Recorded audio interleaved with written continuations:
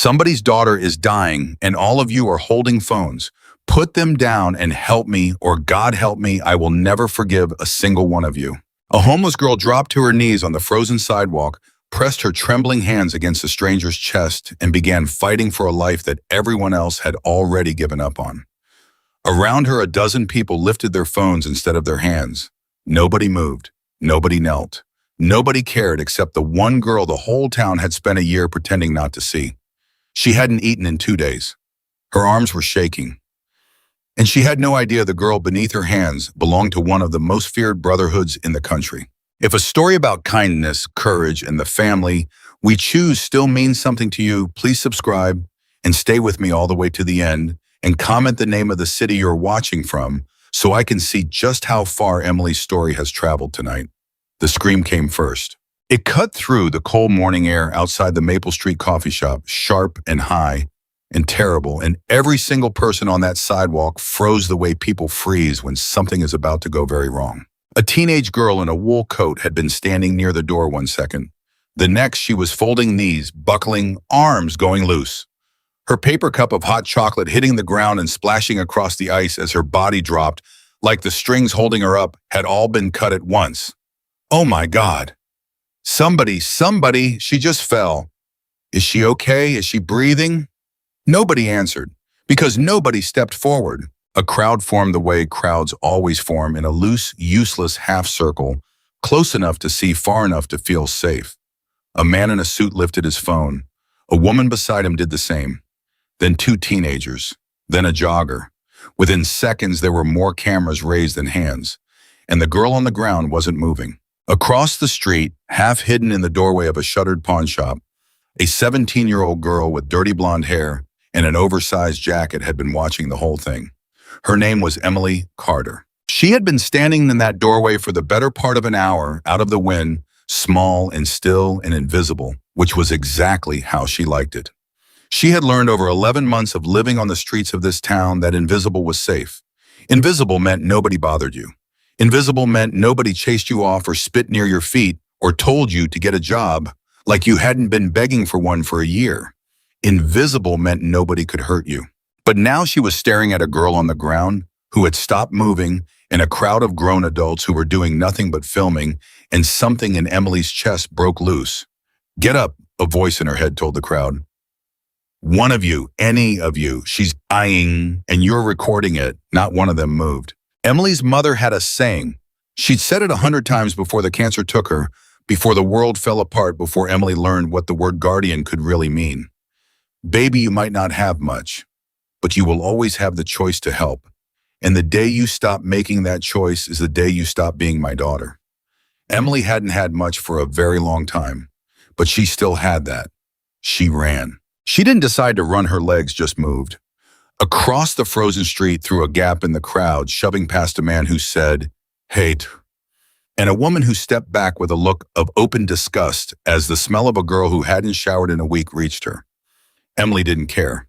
She dropped to her knees on the ice beside the fallen girl. Hey, can you hear me?" Her voice came out cracked and hoarse.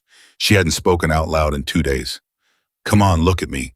Open your eyes." Nothing. The girl's face was going gray. Her lips had a bluish tint.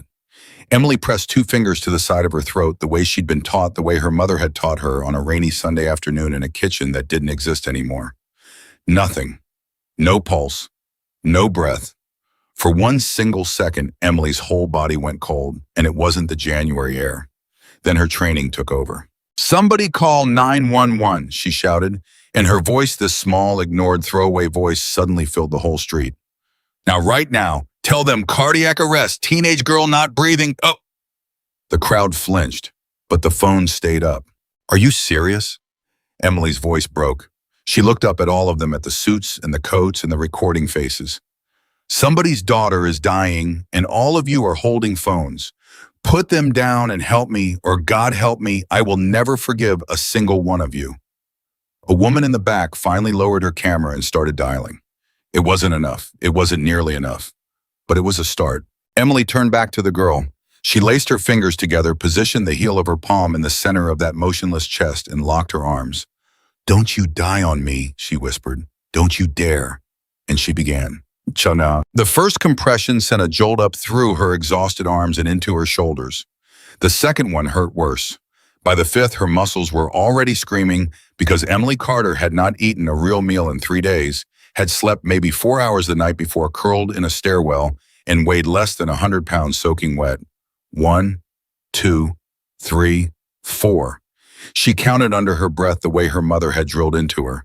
Push hard, push fast, don't stop. Come on, she gasped. Come on, come on. A man's voice close, uncertain. Kid, you sure you know what you're... I know what I'm doing, Emily snapped without looking up. Time it for me. Count out loud so I keep my hands, so I keep the rhythm. Can you do that? Can you do one thing? There was a stunned pause. Then the man crouched down beside her, and in a shaking voice he started counting. 1, 2, 3. Something in Emily loosened just slightly. She wasn't completely alone anymore. Good, she breathed.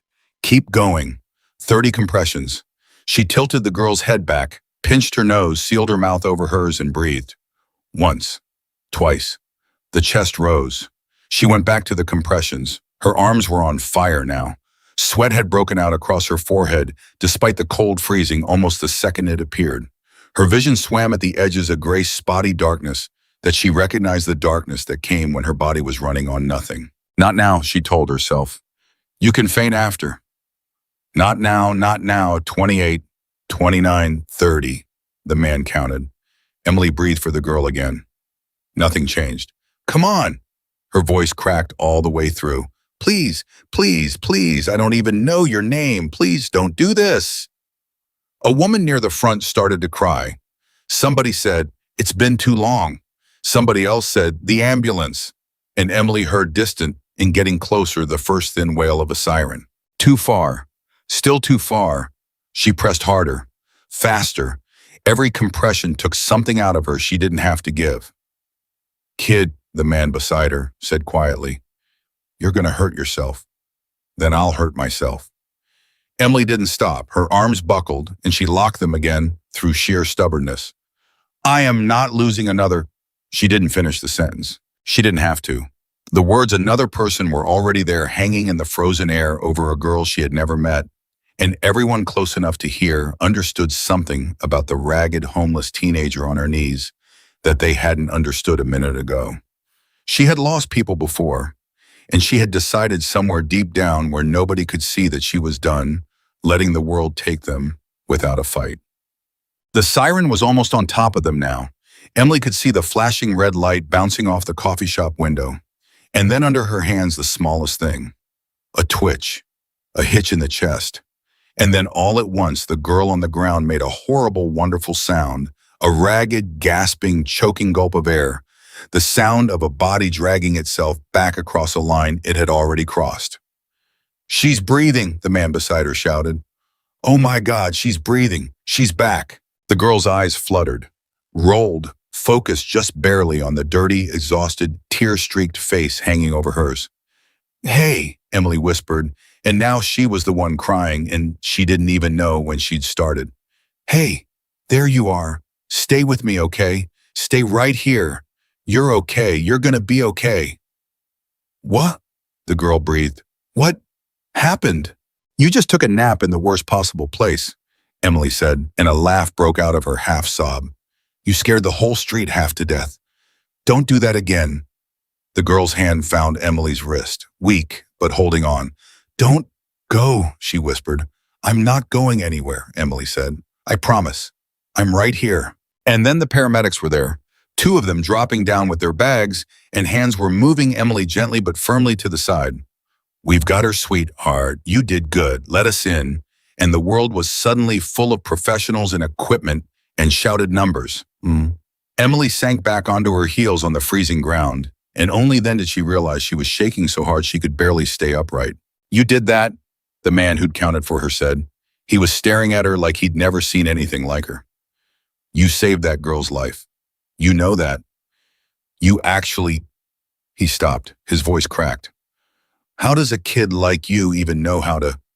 My mom was an EMT, Emily said quietly, watching the paramedics work. She taught me. Where's your mom now? Emily didn't answer. She just kept watching the girl breathe. And that was the moment the crowd began to change. Because a minute ago, she'd been nothing to them. A smell, a problem, a thing to step around, and now they were looking at her the way you look at someone who has just done the bravest thing you've ever seen a person do, and half of them couldn't meet her eyes because half of them were still holding the phones that had recorded themselves doing nothing at all. "Somebody get her a blanket," a woman said. "She's freezing." "Is she hurt?" "She's homeless. Somebody does she need." Emily heard all of it, and none of it reached her. She'd learned long ago not to trust the way people talked about her when they suddenly felt guilty. It never lasted. By tomorrow, she'd be invisible again. She always was. She started to push herself up off the ground. Whoa, hey. A paramedic caught her arm. "Where do you think you're going?" "I'm fine." "You are not fine. You're about to pass out, and you're gray as a sidewalk. Sit down. We're going to check you out, too." "I don't have insurance," Emily said flatly. "I don't have anything. I'm fine. Take care of her." And she pulled her arm free gently because she didn't want to fight. And she stood up on legs that barely held her, and she pulled her oversized jacket tighter around herself, and she started to walk away. That was what she always did. She helped, and then she disappeared before anyone could ask her a single question she didn't want to answer. She made it 4 steps. "Wait." The girl's voice, the girl she'd saved, cracked out weak but clear from the stretcher. "Wait, please. What's your name?" Emily stopped. She almost didn't turn around. Every instinct she had, every hard lesson of the last 11 months told her not to turn around. Names were dangerous. Names were how people found you. Names were how you got attached to a place, a person, a moment. And Emily had learned the hard way that everything she got attached to, she lost. But the girl was looking at her, and her hand was reaching out. And she just felt this girl's heart start beating again under her own 2 palms. Emily turned around. "Emily," she said. "My name's Emily." The girl on the stretcher smiled, faint and exhausted and grateful past words. "I'm Samantha," she whispered. "Sam, thank you, Emily. Thank you." "Get some rest, Sam." And Emily walked away into the cold one more time, disappearing down an alley the way she always did, with no idea, none at all, that she had just done something that could not be undone. Because Samantha Walker was not just some girl on a sidewalk. Samantha Walker was somebody's daughter. And her father was a very particular kind of man. The hospital called Ryan Walker at 8:47 that morning. He was in the garage of his shop with grease up to his elbows and a wrench in his hand, and when his phone buzzed against the workbench and he saw the word hospital on the screen, his whole body went cold before he even picked it up. He answered on the first ring. "This is Ryan." "Mr. Walker, this is Mercy General. We have your daughter Samantha here." The wrench hit the concrete floor with a clang he didn't hear. "Is she alive?" It wasn't a question. It came out of him low and flat and absolutely terrifying, the voice of a man holding himself together with both hands. "Tell me right now, is my daughter alive?" "She's alive, sir. She's stable. She had a cardiac event. We think it may be related to an undiagnosed heart condition, and I want to be honest with you, it was very serious. But she's going to be okay." Ryan closed his eyes. He put one greasy hand flat against the workbench and just breathed for a second because the room had tilted and he needed it to stop. "How?" he said. "How is she okay? What happened?" "Sir, honestly, she's alive because a bystander started CPR immediately and didn't stop until we arrived. Whoever it was kept her heart going for almost 6 minutes. Without that," the nurse didn't finish. She didn't need to. "You should know your daughter was very, very lucky someone stepped in." Ryan was already moving out of the garage, grabbing his keys, his jacket, his whole body running on pure adrenaline. "Who?" he said into the phone. "Who did it? Who saved my daughter?" "That's the thing, Mr. Walker. Nobody knows. There were witnesses, but the person who did the CPR, she left before anyone could get her name. Your daughter's asking for her. She keeps saying one name. Emily." Ryan Walker stopped dead in the doorway of his shop. "Emily," he repeated. "That's all we've got. Just Emily." 20 minutes later, Ryan came through the doors of Mercy General like a storm, 6'3" of leather and muscle and terror, and every nurse in the hallway stepped aside without being asked. When he reached his daughter's room and saw her pale, hooked up to machines, but awake alive, looking at him, a sound came out of him that he would have been embarrassed by any other day. "Dad," Sam whispered. He crossed the room in 3 steps and took her hand in both of his massive ones, like it was the most fragile thing in the world. "Hey, baby," he said, and his voice was wrecked. "Hey, I'm here. I'm right here. You scared the hell out of me. You know that?" "I'm okay," she said. Then her eyes filled up. "Dad, Dad, I died. The doctor said my heart stopped. I was gone." "I know, baby, I know." There was a girl. Sam gripped his hand harder, urgent now, feverish. "Dad, there was this girl. She wouldn't stop. Everybody else was just standing there filming. Nobody helped me, and she ran across the street, and she got down on the ground, and she brought me back. I felt it. I felt her bringing me back." "I heard." Ryan brushed the hair off her forehead. "The nurse told me. Emily, right? Emily." Sam nodded fast. "Dad, we have to find her. We have to. You didn't see her. She was dead. She was homeless." Ryan went very still. "What?" "She had this huge jacket that didn't fit, and her sneakers were falling apart, and her hands," Sam's voice cracked. "Her hands were all cut up, Dad, before she even touched me. And she was so skinny. And she saved my life anyway. She almost passed out doing it. The paramedic said she probably hadn't eaten in days, and she still—" Sam couldn't finish. "And then she just left. She walked away like it was nothing. Like she didn't even think she deserved to stay." Ryan Walker looked at his daughter for a long moment, and something settled in his chest, something heavy and permanent. "You're telling me," he said slowly, "that a starving homeless kid was the only person on that whole street who lifted a finger to save my little girl?" "Yeah. And she didn't ask for anything. She didn't stick around for a reward, a thank you, a dime. She just did it and left." "Yeah, Dad." Ryan was quiet. He'd spent 30 years in a world that most people misunderstood. People looked at the patch on his back and the bikes in the lot, and they saw one thing: trouble. They never saw the other thing. They never saw the code. And the code was simple: you take care of the people who take care of yours. You don't leave anybody behind, and you never ever forget a debt. "Sam," he said quietly, "look at me." She looked at him. "We're gonna find her," Ryan said. "You understand me? That girl put your heart back in your chest with her own two hands. There is nothing I won't do to find her and make sure she never spends another cold night on a sidewalk as long as she lives." "That's not a maybe, that's a promise. And you know I don't break promises." Sam started to cry, the good kind, the relieved kind, and Ryan gathered her carefully into his arms, mindful of the wires and the tubes, and held his daughter, who was alive because of a stranger. Over her shoulder, his jaw set like stone.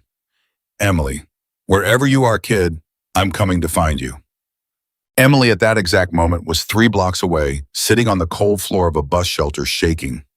Not from the cold, well, partly from the cold, but mostly from the crash. It always hit her afterward. During an emergency, her body found something to run on. It always had. But the second the crisis passed, everything caught up at once: the hunger, the exhaustion, the terror, the memory of that girl's gray face and blue lips. Emily sat with her knees pulled up to her chest and her arms wrapped around them, and she pressed her face down and let herself fall apart for exactly 2 minutes. 2 minutes. That was the rule. She'd made it a long time ago. You can cry for 2 minutes. Then you get up and you keep going, because nobody is coming to help you, so you'd better be able to help yourself. When the 2 minutes were up, she wiped her face with the sleeve of her jacket, took a shaking breath, and looked at her hands. They were worse than usual. The knuckles had split open again during the compressions, old cuts reopening. She flexed them and winced. She's alive, though, Emily thought. Sam, she's alive. I did that. And for 1 second, one small, unfamiliar second, Emily Carter felt something she hadn't felt in almost a year. She felt like she mattered. Then she shoved the feeling down, because feelings like that were dangerous. Feelings like that made you soft, made you hope.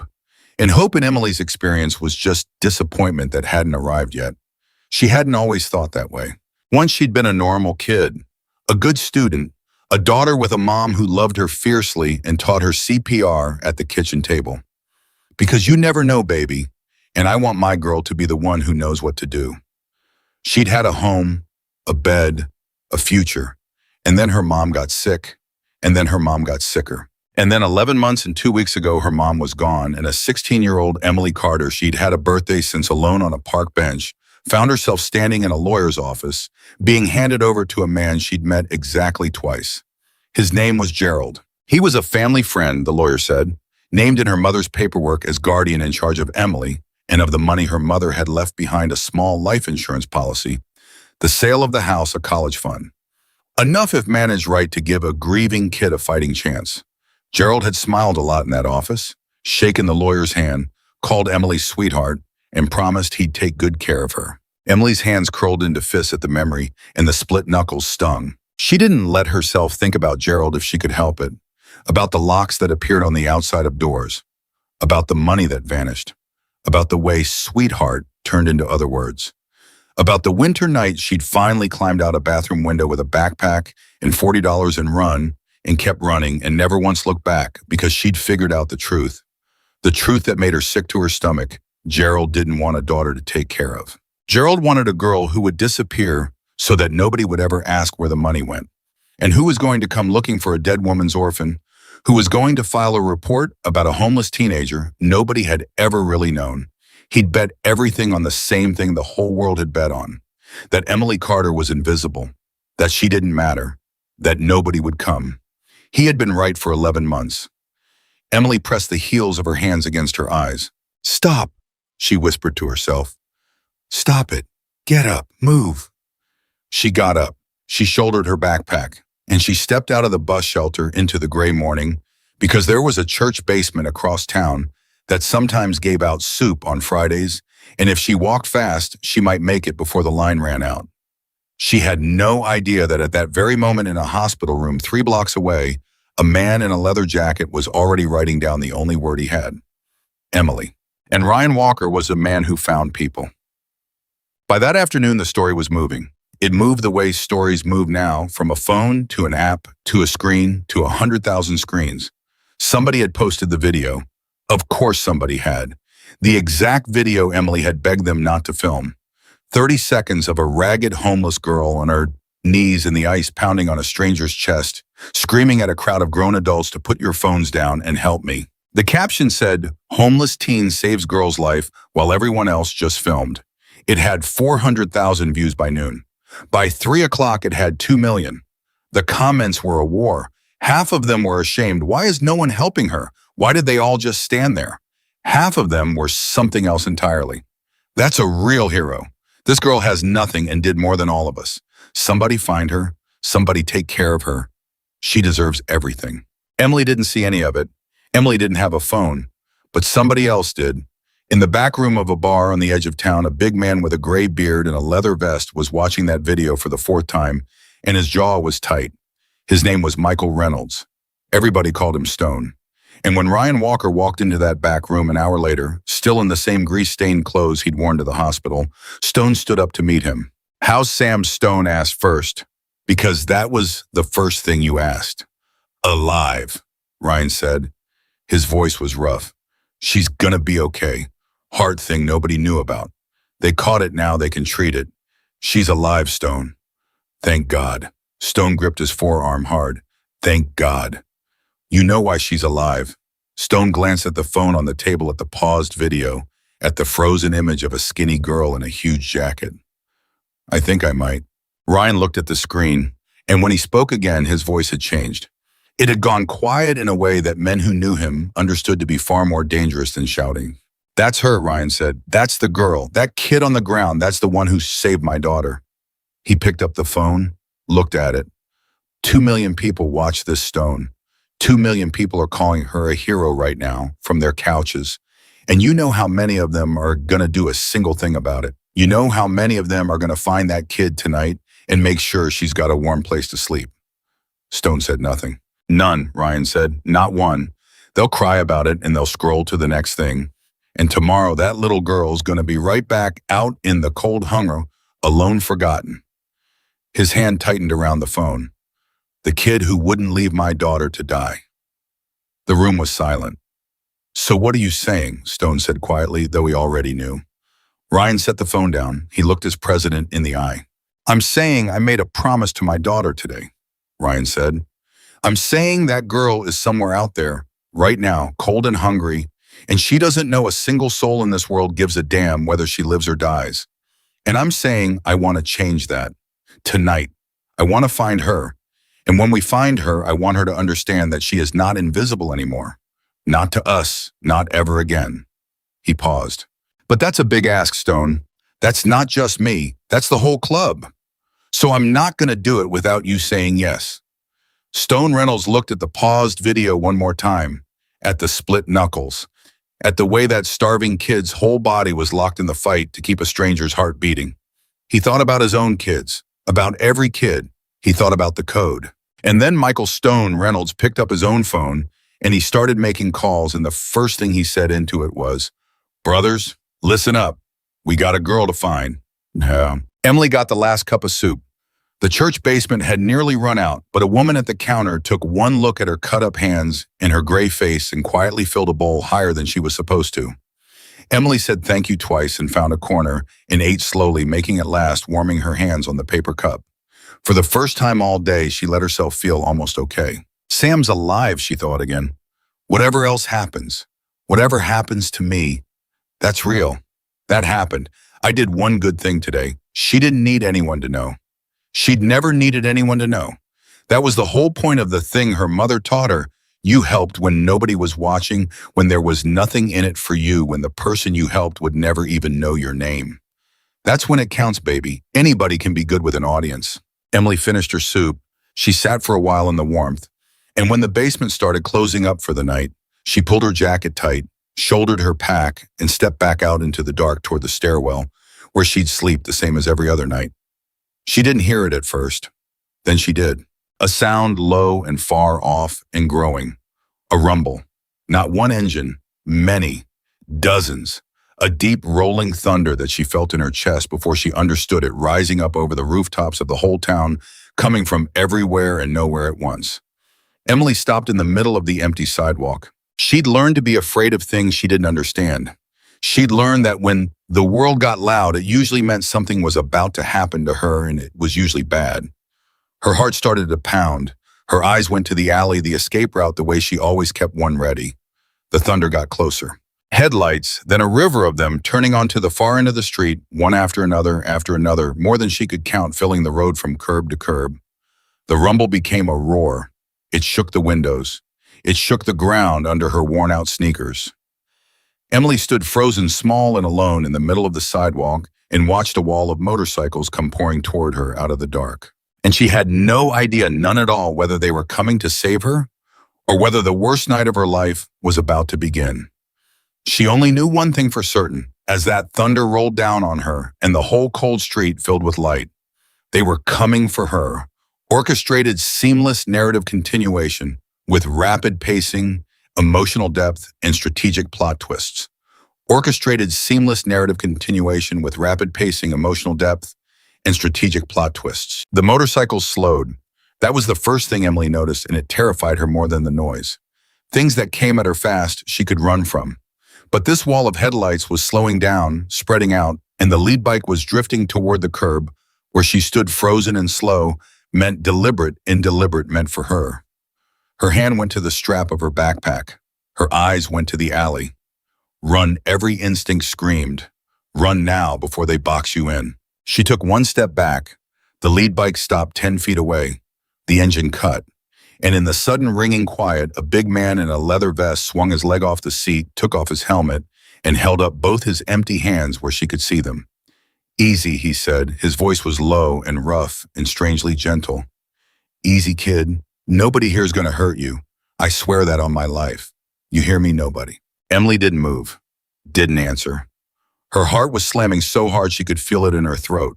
Behind the first man, engines were cutting off one by one, dozens of them, and the silence that replaced them was somehow louder than the roar had been. She was surrounded now, a ragged girl in the middle of a river of leather and steel, and she'd walked right into it, and there was no alley in the world she could reach in time. "My name's Ryan," the man said, still holding his hands up, still keeping his distance like she was a wild thing that might bolt. "Ryan Walker. I'm not going to come any closer than this unless you tell me it's okay.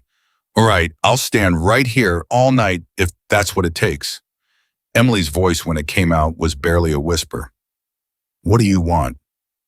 "I want to say thank you," Ryan said. She blinked. "You saved a girl's life this morning," he said, "outside a coffee shop on Maple Street. Blonde girl wool coat dropped right on the sidewalk. You did CPR on her when nobody else would lift a finger. You kept her heart going till the ambulance came. You remember that? Emily's throat closed. How do you? Because that girl's name is Samantha, Ryan said, and his rough voice cracked right down the middle. And she's my daughter, and she's alive tonight because of you. For a second, Emily couldn't breathe. She'd walked away that morning the way she always walked away, fast before the questions came, before anyone could get a name or a face or a hook into her. She had spent 11 months being a ghost, and now here was a man on a motorcycle in the dark telling her that the girl on the ground had a name and a father, and that the father had found her. The father had found her. I didn't, Emily started and her voice shook. I didn't do it for, I don't want anything. I don't need a reward. She was going to die and nobody was helping. And you don't owe me anything. Please just let me go. Something moved across Ryan Walker's face. Something that looked for 1 second like it hurt him physically. Let you go, he repeated softly. Where, kid? Where are you going to go? Emily didn't answer. It's 26 degrees out here, Ryan said. You got a jacket 3 sizes too big and sneakers with the soles coming in. Your hands are all torn up. His eyes moved over her, careful and sad. When's the last time you ate something real? I'm fine. That's not what I asked. I said I'm fine. It came out sharp, cornered, and Emily hated how her voice cracked at the end. People say that a lot. Are you okay? Do you need anything? They say it because it makes them feel better. And then they leave. So you can save it, okay? Just say your thank you and let me go, and we can both go back to pretending I don't exist. The silence after that was terrible. Emily stood there shaking, waiting for it, the sigh, the shrug, the turning away. She knew how this went. She always knew how this went. But Ryan Walker didn't turn away. Instead, he did something she didn't expect at all. He lowered himself down slow until he was crouched on the cold pavement, bringing himself below her eye level, making himself smaller than the terrified girl in front of him. You're right, he said quietly.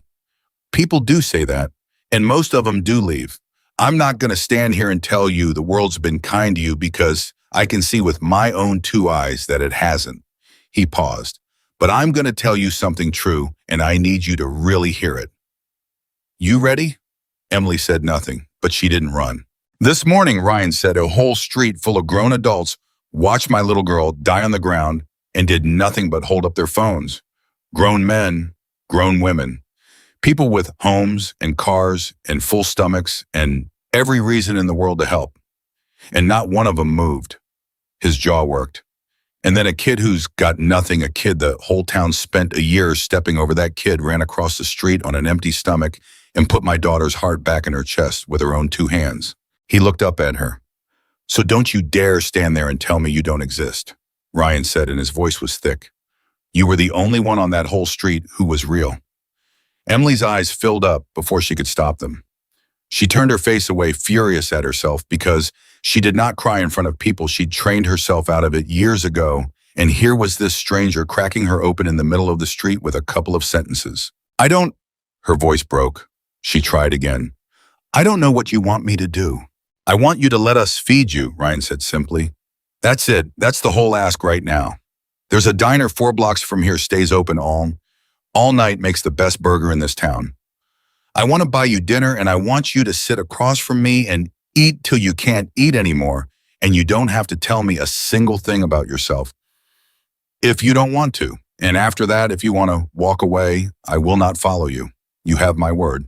Behind him, one of the other bikers, an older man with a gray beard, spoke up low and steady. He means it, kid. Ryan doesn't say things he doesn't mean. None of us do. Emily looked past Ryan at all of them. 40, 50, 60 faces in the dark, and not one of them was looking at her the way people usually looked at her, with pity or disgust or that quick, guilty flick of the eyes away. They were looking at her the way you look at somebody you respect. She didn't understand it. She didn't trust it. But she was so tired, and she was so cold, and she hadn't had a real burger in almost a year. Just dinner, she whispered. That's it. And then I go. Just dinner, Ryan agreed. And then you go if you want to. Cross my heart. Emily hesitated one more second. Then she nodded once, and something in the whole street seemed to exhale. She rode in the diner in a truck, not on a bike. Ryan saw her flinch at the idea of climbing onto a stranger's motorcycle and didn't push it, just called over a man named Tank, who had a pickup, and said, "Give the young lady a ride. She's not getting on anybody's bike tonight." And that small thing, that one small act of noticing what scared her, did more to lower Emily's guard than any speech could have. The diner was warm and bright and smelled like coffee and grease, and Emily sat in a corner booth with her backpack in her lap because she couldn't make herself put it down, and Ryan sat across from her and ordered like a man feeding an army. "2 burgers," he told the waitress. "Fries, onion rings, a milkshake, chocolate, okay, chocolate milkshake, and keep the hot chocolate coming." "That's too much," Emily said quietly. "Eat what you can. The rest goes in a bag and goes with you." When the first burger came, Emily meant to eat it slow, to be polite, to make it last. She lasted about 4 bites before her body took over, and she ate like she'd forgotten how to stop. And halfway through, she had to put it down because her eyes had blurred over again, and she was so ashamed of herself, she couldn't look up. "Hey," Ryan said gently. "Hey, look at me." She didn't. "There's nothing to be embarrassed about here," he said. "You hear me? Nothing. Eat. Cry if you gotta cry. There's not a person in this room who's judging you. Half the men in this club been hungry in their lives. Some of us been exactly where you are. You're safe, just eat."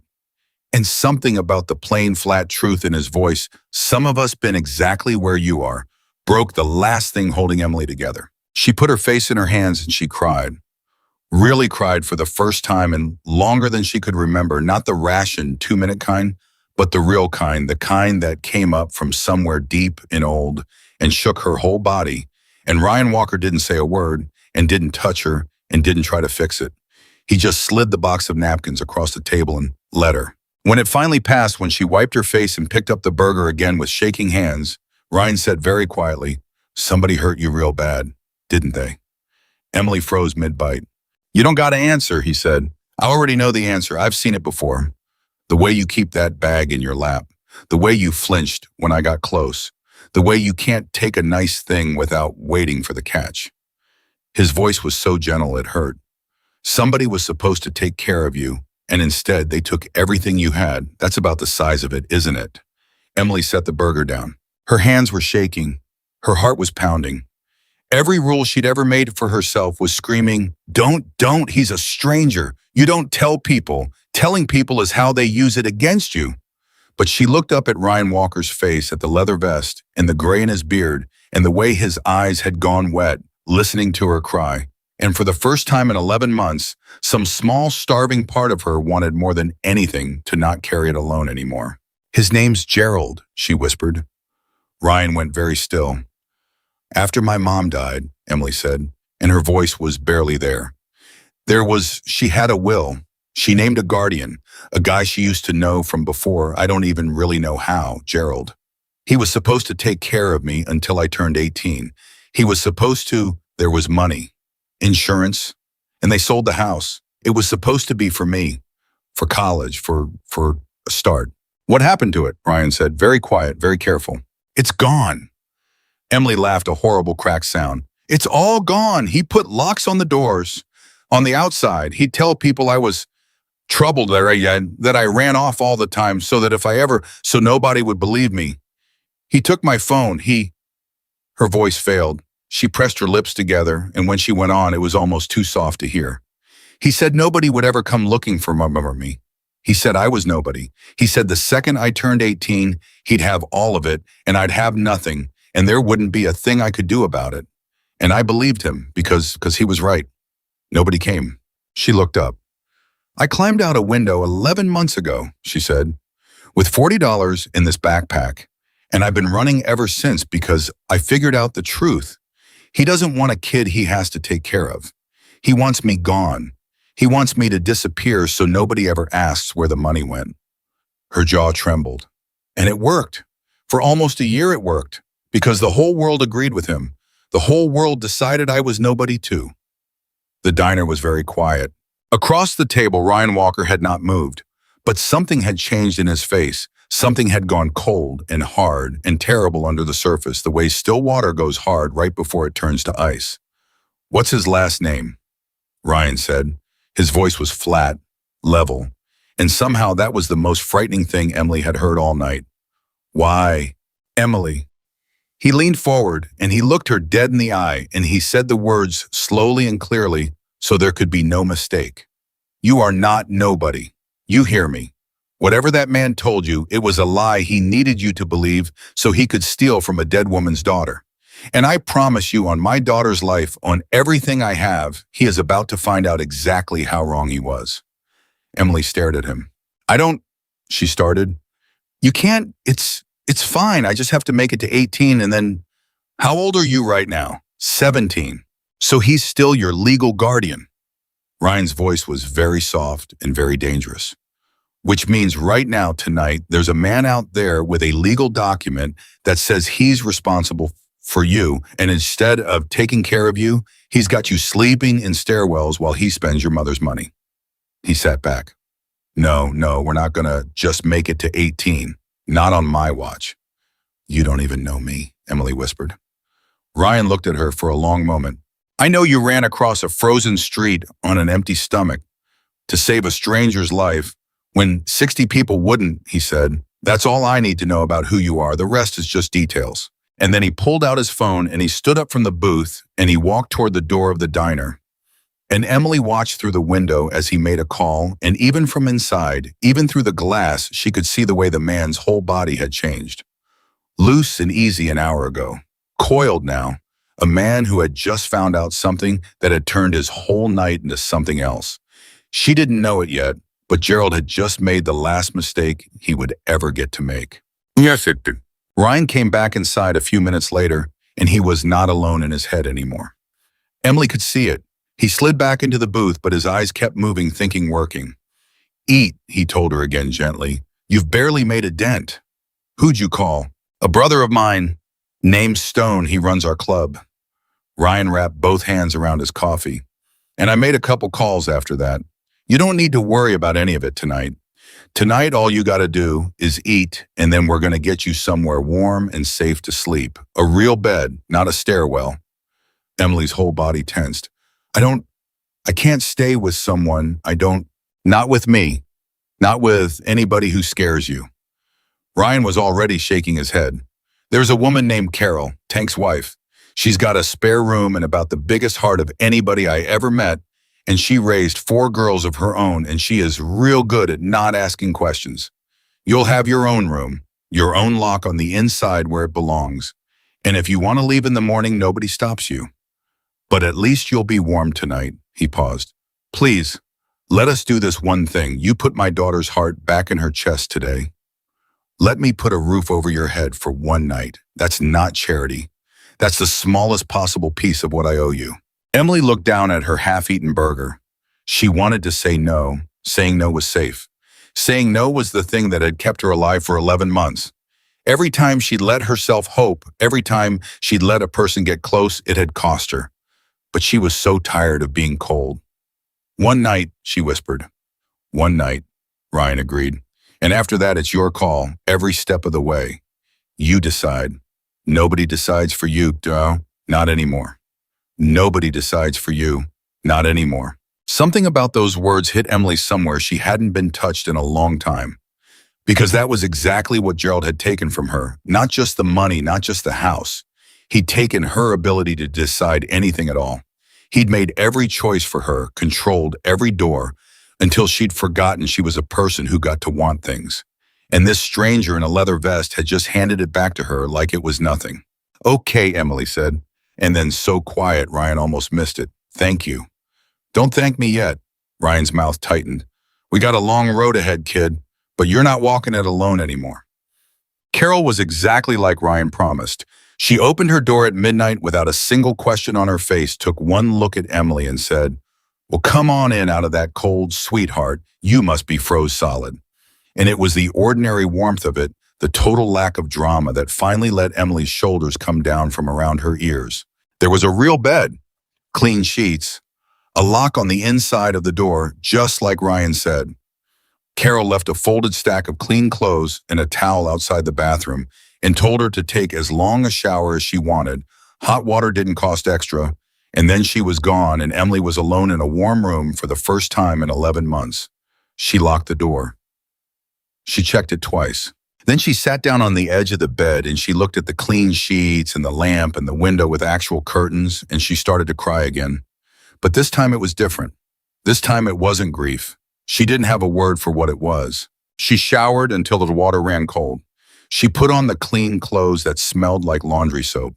And when she finally laid down in the bed under the blankets warm, she lay awake a long time staring at the ceiling, waiting for it to be taken away, waiting for the catch. She fell asleep still waiting. And for the first time in almost a year, nobody came to hurt her in the night. Ryan Walker did not sleep at all.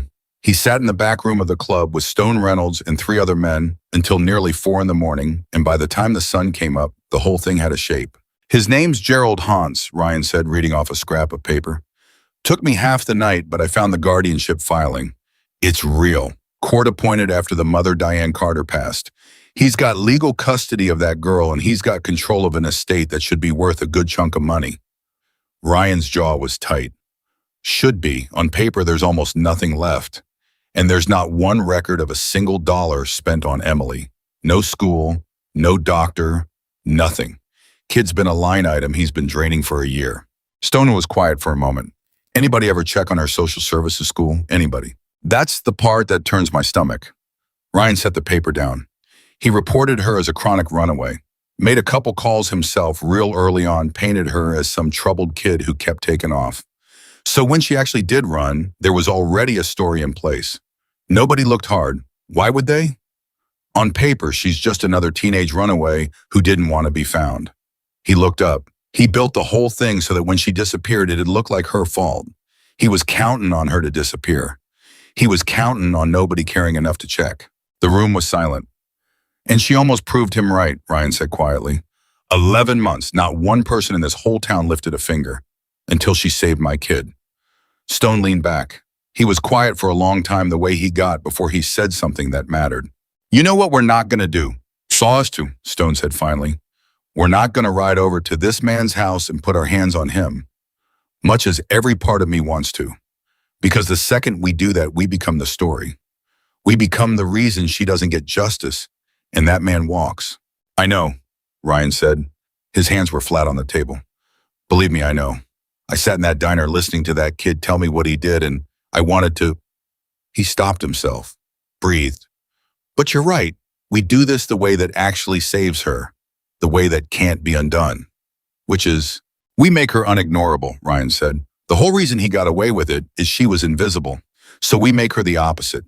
We get her a real lawyer. We get the money traced. We get the guardianship pulled and every dime accounted for. And we make so much noise doing it that not one judge, not one social worker, not one cop in this county can pretend they didn't see." He looked at Stone. "That video's already got 3 million views. People already care. We take that and we point it right at the truth, and we don't let go until that girl has her life back." Stone studied him. "That's a lot of resources, lawyers, time, money. For a kid none of us knew existed yesterday." "Yeah," Ryan said. "It is. Club money, club time. Every brother's going to have a say in that." "I know." Stone let the silence sit for a moment.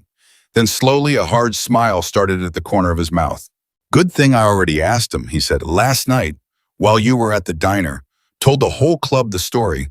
Told him about the girl who wouldn't leave your Sam to die." He shook his head. "Ryan, I've never seen a vote go so fast in 30 years. Wasn't even a vote, really. Was just a room full of men saying the same word at the same time." Ryan's throat worked. "What word?" "Yes," Stone said simply. "The word was yes." Emily woke up to sunlight and the smell of bacon.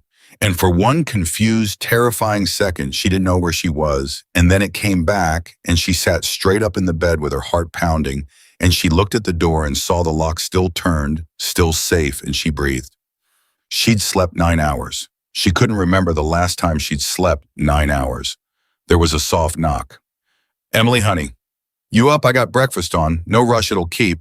Emily got dressed in the clean clothes and unlocked the door with hands that only shook a little, and she came out into Carol's kitchen to find a plate already waiting eggs and bacon and toast and a glass of orange juice. and Carol bustling around like it was the most normal thing in the world to feed a stray teenager at her table. There she is, Carol smiled. Sit, sit, eat before it gets cold. Emily sat. She ate, and she was 3 bites in when the front door opened and Ryan Walker came in, and behind him was a girl Emily almost didn't recognize out of context until she saw the wool coat and then her fork froze halfway to her mouth. Samantha. Sam looked pale, and there was a hospital bracelet still on her wrist, and she was moving carefully, but she was upright and walking and alive, and the second her eyes landed on Emily, her whole face crumpled. It's you, Sam whispered. It's really you. Emily stood up so fast her chair scraped. Should you even be out of the hospital? Are you okay? Is your heart? They discharged me this morning. I made my dad bring me straight here. Sam was crying now, walking toward her. I made him because I had to. I needed to see you. I needed to. And then Sam did something Emily wasn't ready for at all.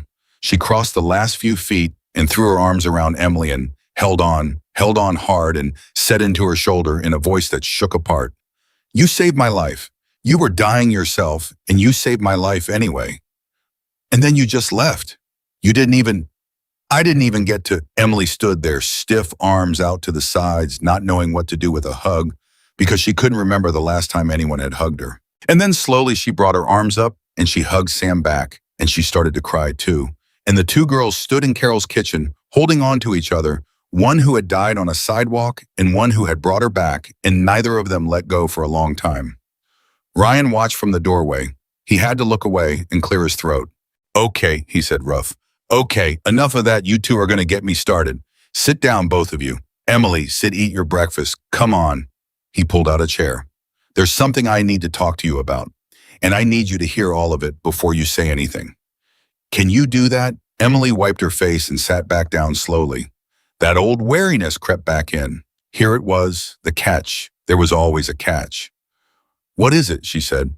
Ryan sat across from her, and Sam sat beside her, close to their shoulders touching. Last night, Ryan said, after you told me about Gerald, I made some calls. I did some digging. He laid the scrap of paper on the table. Emily, I found the court filing, the guardianship. It's real and it's still active, which means that man is still legally responsible for you. And I found the estate records too. Emily went very still. The money your mom left you, Ryan said gently. The insurance, the house. It was real. It was a good amount. Enough to take care of you and still have plenty left for school, for a future, everything she wanted for you. He paused. And it's almost all gone, Emily. Drained. And there's not one record, not one of him spending a dime of it on you. No doctor, no dentist, no school supplies, nothing. He's been living off your mother's money for a year while you slept on the street. Emily's face had gone white. I knew he took it. I didn't think anyone could ever. There's more, Ryan said, and his voice dropped. And this is the part I need you to hear. Real careful, okay? When you ran, he didn't report you missing like a scared guardian would. He reported you as a runaway, a repeat runaway. He'd already been telling people you were troubled, that you kept taking off, for months before you ever left. Ryan's jaw tightened. He built a story, Emily, ahead of time, so that when you disappeared, everybody'd just shrug and figure it was you. He set it up so nobody would look. The kitchen was silent. Emily stared at the scrap of paper on the table, and something was happening behind her eyes, the slow, sick understanding of just how carefully she'd been trapped. She'd thought it was cruelty, neglect. She'd never let herself understand that it was a plan, that the man had sat down and thought it through and engineered her disappearance like a business decision. He planned it, she whispered, the whole time. He wasn't just he planned for me to vanish. Yeah, Ryan said quietly. He did. Emily's hands started to shake on the table. Sam reached over and took one of them. He almost got away with it, Emily said. Her voice was breaking. If I just walked past that coffee shop like everybody else, nobody would have ever, but you didn't walk past, Ryan said firmly. You stopped. And because you stopped, that man's whole plan is about to come apart. Because you're not invisible anymore, Emily. Not to me, not to my daughter, not to my brothers, not to the 3 million people who watched you save a life on that sidewalk. He leaned forward. He bet everything on nobody caring about you, and he bet wrong. Emily looked up, and her eyes were wet and scared and desperate to believe something she'd taught herself never to believe. Why, she said. It came out cracked, the same question that had been eating at her since the motorcycles first filled the street. Why would you do all this for me? You keep saying you owe me, but this is lawyers and digging up records, and this is huge, this is real, this costs real things, and I'm nobody to you. I saved one person one time, and you're acting like... Her voice failed. Why me? People don't do this, not for someone like me. There's always a catch, so just tell me. What's the catch? What do you actually want? Ryan Walker was quiet for a moment, and then he did something that Emily would remember for the rest of her life. He reached across the table slow, giving her every chance to pull away, and he put his big hand over hers and Sam's both. There's no catch, kid, he said. His voice was thick. I know you can't hear that yet. I know somebody made real sure you'd never be able to hear it, so I'm not going to waste my breath trying to convince you with words. I'm just going to show you, every day, until you believe it. He squeezed her hand. But since you asked me why, I'll tell you the truth. You want the truth? Emily nodded barely. Because you helped my Sam when nobody was watching, Ryan said. When there was nothing in it for you. When you were the one who needed saving. That's not a small thing, Emily. That's the biggest thing there is. That's the whole thing. His eyes were wet now, and he didn't hide it.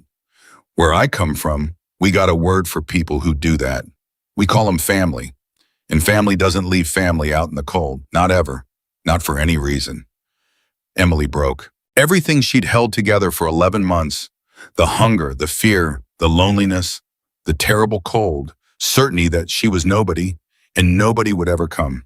All of it came apart at once, and she put her head down on the kitchen table and sobbed, and Sam wrapped both arms around her, and Ryan kept his hand steady on her shoulder, and Carol quietly turned off the stove and pretended to need something in the other room so the girl could fall apart in peace. When it finally passed, Emily lifted her head, and her face was wrecked, and she looked at Ryan Walker through her tears. Okay, she whispered. Okay, Ryan said. Okay. Emily wiped her face with the back of her torn-up hand. Help me, please. I don't know how to... I've been doing this alone so long, I don't even know how to let somebody. But I'm so tired. I'm so tired of being alone. So please help me. Whatever it is, I'll try to believe you. I'll try. Ryan Walker smiled, and it cracked something open in his own face, and he stood up and came around the table and did the thing he'd been careful not to do since the moment he met her.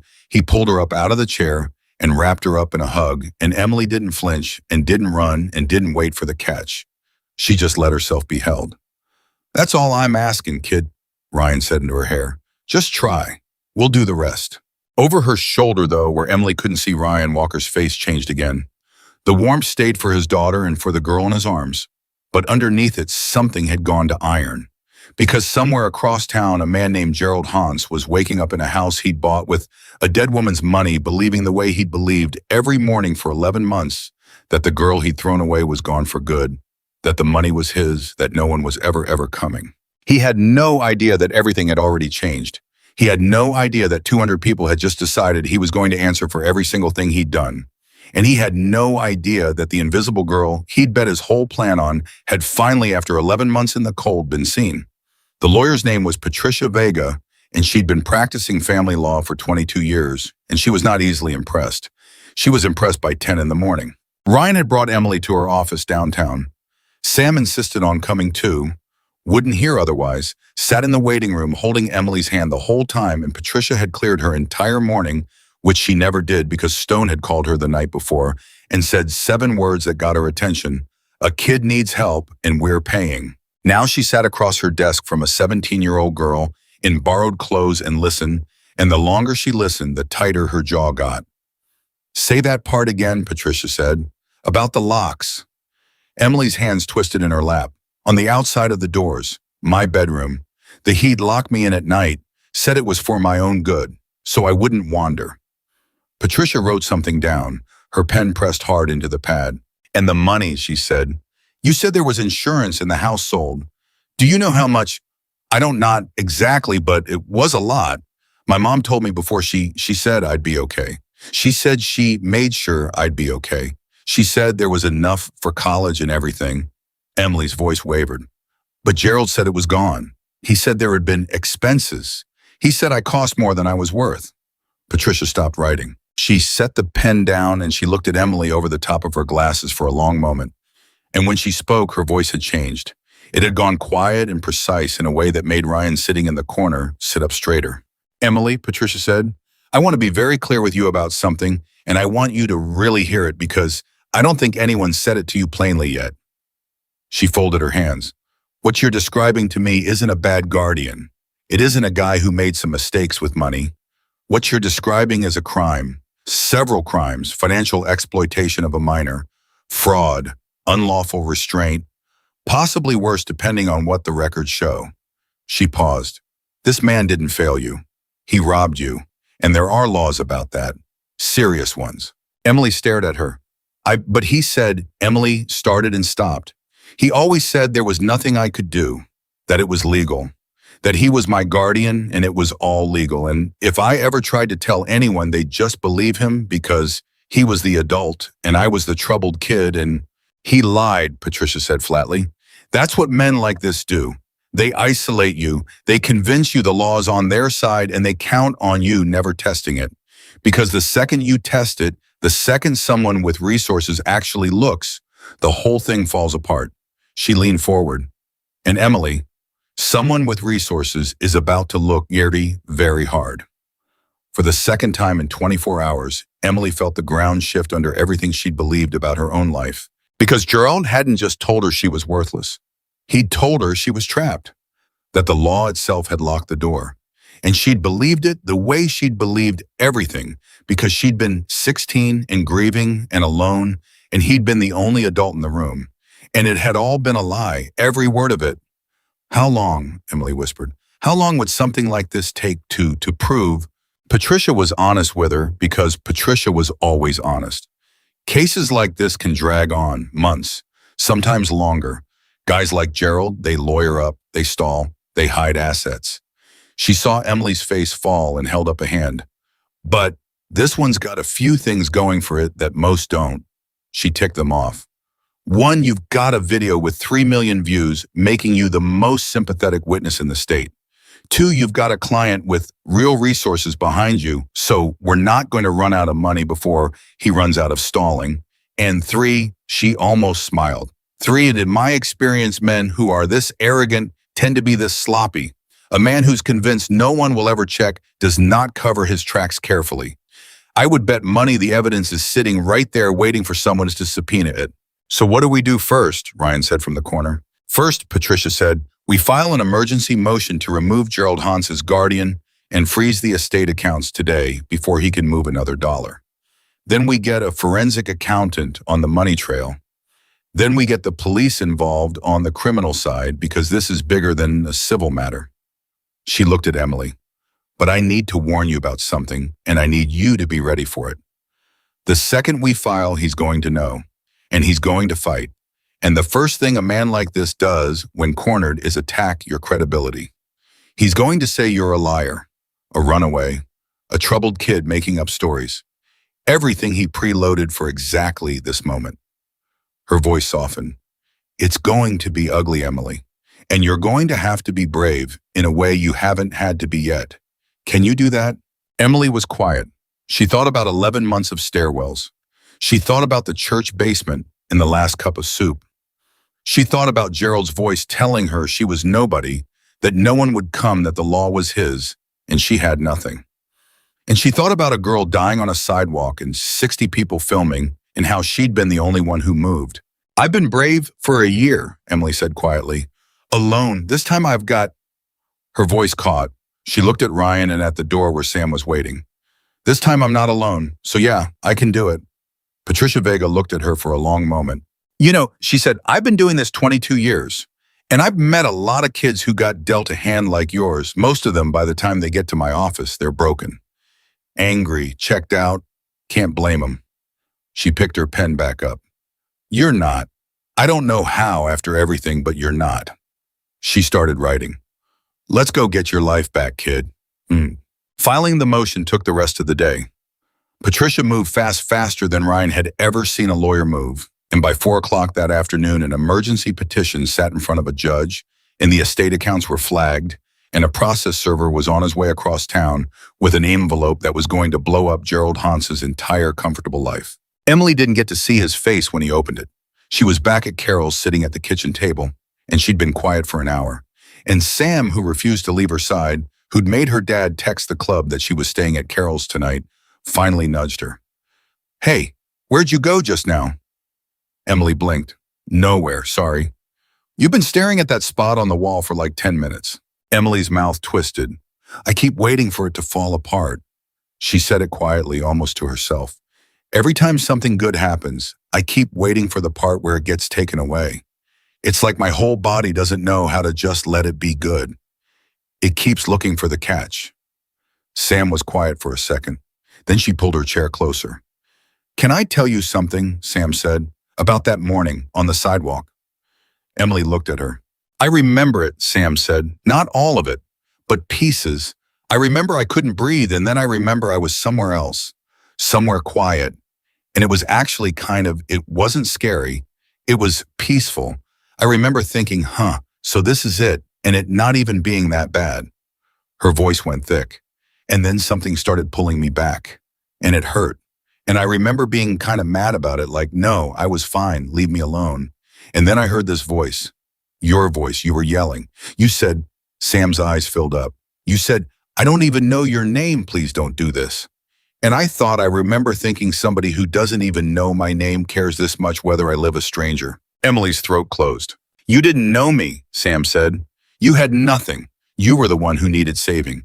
And you fought for me anyway harder than my own body was fighting." A tear slid down her face. "So when you say you keep waiting for the catch, Emily, there's no catch. You want to know why my dad and 200 bikers are turning this whole town upside down for you? It's not charity. It's not pity. It's because you showed us who you are. And who you are is somebody worth turning the whole world upside down for. You just never had anybody around to tell you." Emily put her face in her hands. "I don't know how to do this," she whispered. "Any of it. Being taken care of. I forgot how. I don't even remember how it feels to just trust that somebody's going to still be there tomorrow." "Then we'll teach you," Sam said simply. "One day at a time, starting with tomorrow. I'll be here tomorrow, that's a promise. And the day after that. And you'll see. And after a while, your body will figure out it can stop looking for the catch." Emily lowered her hands and she looked at this girl. This girl she'd met dying on a sidewalk 24 hours ago, and something eased in her chest, just a fraction. "You should be resting," Emily said, wiping her eyes, trying to laugh. "You died yesterday. You've got a heart thing, and you're over here taking care of me." "Yeah, well," Sam grinned. "Guess we take care of each other now. That's kind of how it works." Ahem. Gerald Hans did exactly what Patricia said he'd do. He fought. The very next morning, before Patricia had even finished her coffee, her office got a call from Gerald's lawyer, a slick, expensive-sounding man who talked fast and threatened faster. The petition was baseless.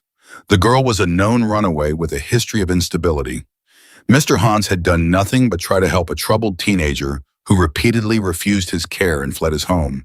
Any implication of wrongdoing was defamatory. They would be countersuing.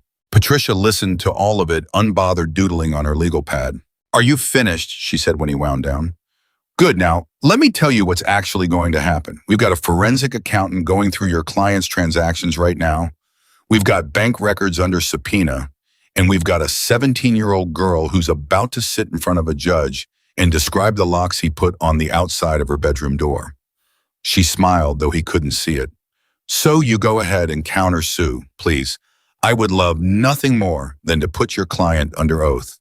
Have a nice day." She hung up and looked at Ryan, who'd come by to check in. "He's scared," Patricia said. "You can hear it. The louder they yell on day 2, the more scared they are." She tapped her pen. "But here's the thing, Ryan. He's not wrong about one thing. Right now on paper, it really is his word against hers. The video makes her sympathetic, but sympathy isn't evidence. We need the money trail. We need something hard, something a judge can't wave away. Because if this comes down to a he said, she said between a respectable-looking guardian and a homeless teenager, she's not homeless anymore." Ryan said quietly. You know what I mean. A judge who doesn't know her looking at two stories. Patricia shook her head. We need proof, and we need it before he figures out how to make it disappear. That afternoon, the forensic accountant called. Her name was Denise, and she was the best Patricia knew.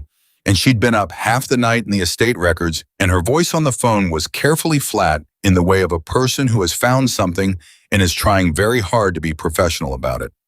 Patricia, you're going to want to sit down for this one. I'm sitting. The estate was worth a little over $400,000. Insurance payout plus the house sale after the mortgage. That's what came in. Denise took a breath. Over the last 11 months, it's been drained down to under $9,000. And Patricia, none of it went to the kid. I mean, none of it. No school, no medical, no clothes, no food that I can trace.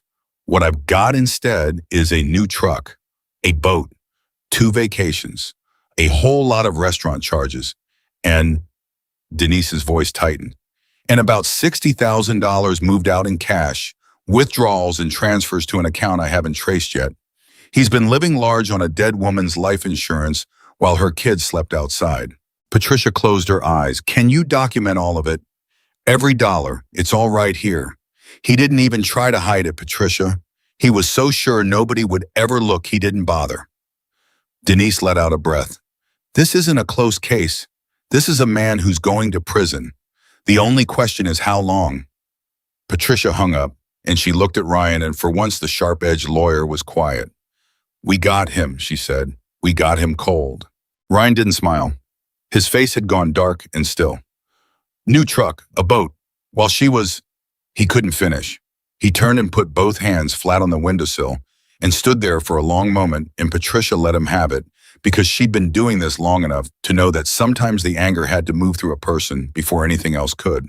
How do I tell her? Ryan finally said. How do I look that kid in the eye and tell her the guy who locked her in a room and threw her out on the street was buying a boat with her mom's money? You don't have to make it pretty, Patricia said gently. You just have to make it true. And then you have to tell her the other part. What other part? That it's over, Patricia said. That she won. That the money that's left is coming back to her, and the man who took it is going to answer for it, and she never has to be afraid of him again. She stood up. That's the part that matters, Ryan. Not the boat. The part where a kid who was told her whole life that she was powerless finds out she wasn't. That's the part she needs to hear. But it wasn't over. Not yet. Because Gerald Hahn's corner did the thing that cornered men who have hurt children do. He came after Emily directly. It started small. A comment showed up under the viral video from an account with Gerald's lawyer's fingerprints all over it, though they couldn't prove it, claiming the homeless hero was actually a runaway with a history of lying and theft, that the family who'd taken her in was being conned, that people should be careful before they sent money to a girl who wasn't what she seemed. Then it wasn't just one comment. It was a dozen, then 100. A coordinated little poison dripped into the story to turn it. And because that's how these things go, some people believed it. The comments underneath started to split the way they always split. Something feels off about this. Anybody actually verify her story? Classic sob story scam. Sam saw it first scrolling on her phone at Carol's kitchen table, and her face went white. Emily, don't. She turned the phone face down. Don't look at the comments today. Okay, just don't. Emily's stomach dropped. Why, what is it? It's nothing, it's just internet garbage. Sam, Emily held out her hand. Let me see. Emily, he always said this, Emily said quietly. Her voice had gone strange and flat. Word for word, he said if I ever told anyone, they'd just believe him. That he'd make sure everyone knew I was a liar and a runaway, and nobody would ever take my side. She took the phone from Sam's hand, and she read, and her face didn't change, and somehow that was worse than if it had. See, there it is, exactly what he said. He's doing exactly what he always said he'd do. Sam grabbed her arm. It's not working. Look at the replies. People are defending you, way more than are believing him. But some believe him. Emily set the phone down carefully. Her hands had started to shake. Some always will. That's the whole trick, Sam. He doesn't have to convince everyone. He just has to put enough doubt out there that when it comes down to his word against mine, Somebody looks at me and thinks, well, maybe. She stood up from the table and her voice cracked. And who's easier to doubt, a guy with a house and a nice truck and a lawyer, or the homeless girl I know who I doubt? I've been the girl people doubt for a whole year. She walked to the window and stood with her back to Sam's arm, wrapped around herself, and Sam saw her shoulders start to shake and got up to go to her. Don't, Emily said. Not cruel, just breaking. Please, just give me a second. I need a second. Sam stopped, and she watched her friend stand there and shake, and she understood, maybe for the first time, that this was the real damage, not the hunger, not the cold, those you could fix with food and a warm bed. This was the thing Gerald had done that couldn't be fixed with a lawyer. He'd reached into Emily and rewired her to believe all the way down in her bones that the world would always take his side over hers. And a poisoned comment section was proving him right in real time. Sam pulled out her phone. She called her dad. Dad, she said, her voice tight. He's coming after her online, turning the comments against her. And it's Dad, it's working on her. Not the comments, him. He's making her feel like nobody's gonna believe her all over again. Her voice dropped. You need to come. And you need to bring, I don't know, you need to fix this. Ryan was quiet on the other end for a second. Put her on, he said. Sam crossed the room and held the phone out. It's my dad. He wants to talk to you. Emily didn't turn around. I don't want to. Emily, Sam said softly, please just listen to him. That's all. Slowly, Emily took the phone, held it to her ear, didn't say anything. Kid, Ryan's voice came through low and steady. You there? You don't even gotta say anything. Just listen. A pause. I know what you're feeling right now. I know that man just reached across town and made you feel like a nobody all over again. And I know some strangers on the internet are helping him do it. And I know it feels exactly like everything he ever told you was true. Emily's eyes flooded. So here's what I need you to know, Ryan said. This afternoon, a forensic accountant finished going through the money. All of it. And Emily, we got him. Cold. Every dollar. The insurance, the house, all 400,000 of it. We can show exactly where every penny went, and none of it went to you, and a whole lot of it went to a boat and a truck and vacations. His voice hardened. You understand what that means. It means it's not your word against his anymore. It's the bank records against his. And bank records don't get called liars. Bank records don't care that you were homeless. Numbers don't doubt you, kid, and the numbers are on your side. Emily made a small broken sound. So let him poison the comments, Ryan said. Let him say whatever he wants. Every ugly thing he throws out there is just one more thing he's going to have to explain when he's sitting in that courtroom under oath staring at his own bank statements. A pause. He's not attacking you because he's winning, Emily. He's attacking you because he's drowning. This is what drowning looks like. Don't you dare mistake it for strength. Emily wiped her face. When she spoke, her voice was small, but it was steadier. You really got him, for real. For real, Denise doesn't make mistakes. We got him, cold kid. It's over. He just doesn't know it yet. Emily closed her eyes.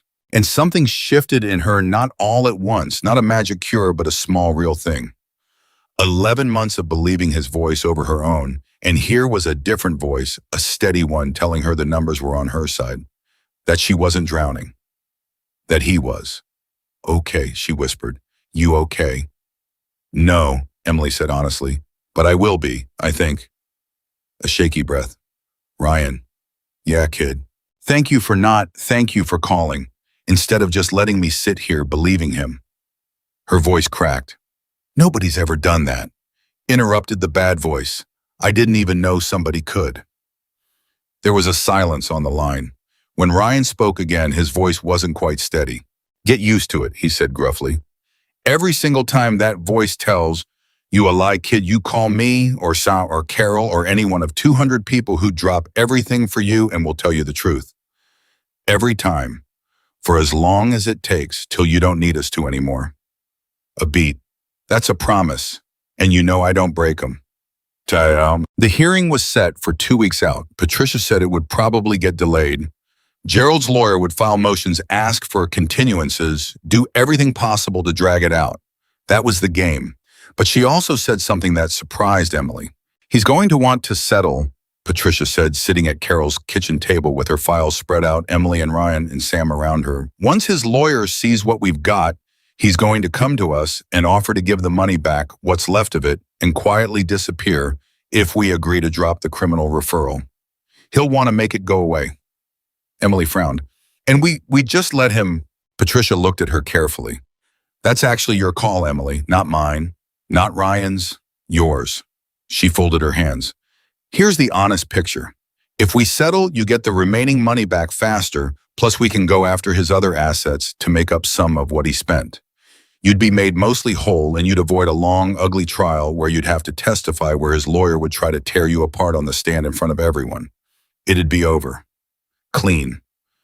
And if we don't settle, then we push for the criminal case, which means he potentially goes to prison. But it also means a trial, months of it, you on the witness stand, reliving all of it, no guarantee of how much money you'd recover, and a real fight. Patricia's voice was even. It's slower, harder, and more painful. And it's the only path where he actually pays for what he did to you instead of just paying back what he stole. The kitchen was quiet. Emily looked down at the table for a long time. So if I take the settlement, she said slowly, I get my money, my life's easier. It's over fast, but he just walks. He gives back what's left and goes and finds some other kid to do it too. Patricia didn't sugarcoat it. That's a real risk. Men like this don't usually stop. They just get more careful. Emily was silent.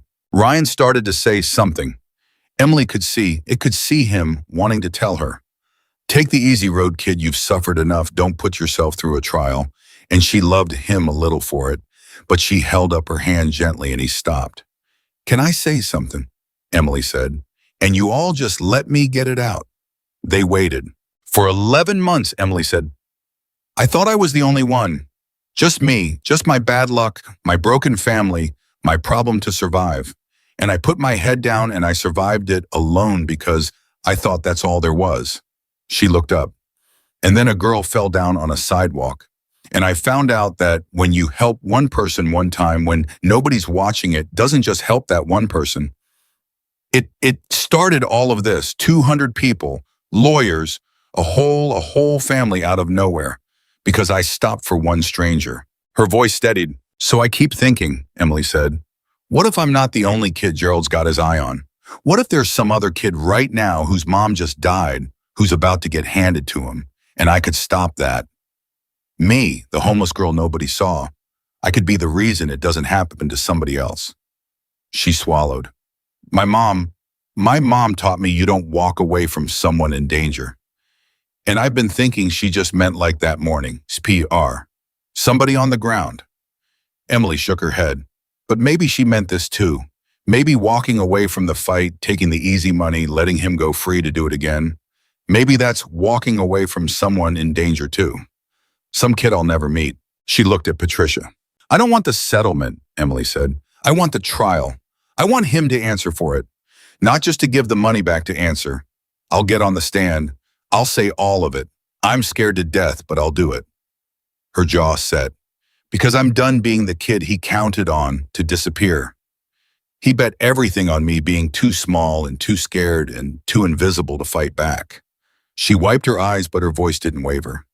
He bet wrong, and I want to be the one who shows him just how wrong. The kitchen was dead silent. Patricia Vega sat back in her chair, and slowly a look came over her face that Emily hadn't seen from her before. Not the sharp professional respect from the first day, but something deeper, something that looked almost like awe. 22 years, Patricia said quietly. I've asked a lot of clients that question. Most of them take the money. Every single one of them takes the money. She started gathering her files. You're the first one who ever asked me who else he might hurt. She stood up. We're going to trial. And Emily, God help him. Ryan hadn't said a word. When Emily looked over at him, he had his hand over his mouth and his eyes were wet, and he took a second before he trusted himself to speak. Your mom, he finally said rough. She'd be... He shook his head, unable to finish it the way he wanted. She raised one hell of a kid, Emily. She really did. Emily's eyes filled. Yeah, she whispered. She did. And for the first time since her mother died, for the first time in 11 months of cold and hunger, and being nobody, Emily Carter felt her mother's presence in the room, not as grief, but as something stronger. As if every hard thing Diane Carter had ever taught her daughter at that kitchen table had been for exactly this. For a girl on a sidewalk, for a fight worth having, for the day her daughter would finally stand up straight and refuse to disappear. Across town, Gerald Hans's lawyer was drafting a settlement offer, certain the homeless girl would grab the money and run certain. Everyone always grabbed the money and ran. He had no idea the offer was already dead. He had no idea the girl had decided to fight, and he had no idea that this time she wasn't fighting alone. The settlement offer came 4 days later, exactly as Patricia predicted, and it was even bigger than she'd expected. He's offering to return the remaining funds, plus liquidate the truck and the boat oil, and sign over the proceeds, plus an additional $40,000 from an account we didn't even know he had. Patricia said, reading it over the phone while Emily and Sam sat at Carol's table with the speaker on. In exchange for a full release, and here's the part, an agreement not to pursue or cooperate with any criminal investigation. She paused. Emily, that's north of $200,000. Today, in your account by the end of the week. No trial, no stand, no reliving any of it. Sam looked at Emily. Emily looked at the phone. For 1 second, one honest second, she felt the pull of it. $200,000. A future handed to her clean and immediate. No lawyer tearing her apart on a witness stand. No sitting 10 feet from Gerald's face. Just money and peace, and the whole nightmare over. It would have been so easy. Patricia, Emily said, the part about not cooperating with the criminal investigation. That's not about the money for him, is it? That's the whole point of the offer. There was a silence on the line, and then Patricia said with something like pride, no, it's not about the money. He'd pay double to keep himself out of a courtroom. The money he doesn't care about, he can make more. What he's buying with all of this is his freedom. That offer is a scared man trying to purchase his way out of prison. Then no, Emily said. Simple. Immediate. The answer's no. I already decided. We go to trial. You're sure? 200,000, Emily. You could... I'm sure. Emily's voice didn't shake this time. He's not buying his way out. Not with my mom's money. Not so he can go do it to the next kid. Tell his lawyer no. Tell him we'll see him in court. Patricia let out a breath that was almost a laugh. You're going to be a hell of a witness, you know that. But it wasn't going to be that simple. Because when the offer was refused, Gerald Hans understood finally and completely that the homeless girl he'd bet his whole plan on was not going to disappear, was not going to fold, was not going to take the money and vanish the way everyone always did. And a cornered man who can't buy his way out does the only thing left to him. He fights dirtier. The first sign came 2 days before the hearing. Carol answered a knock at her door in the middle of the afternoon and found a man standing on her porch, clean-cut, polite, a lanyard around his neck. He said he was from Child Protective Services. He said there'd been a report. He said he needed to speak with Emily Carter about concerns regarding her current living situation and the fitness of the adults she'd attached herself to. Carol, God bless her, did not let him pass the doorway.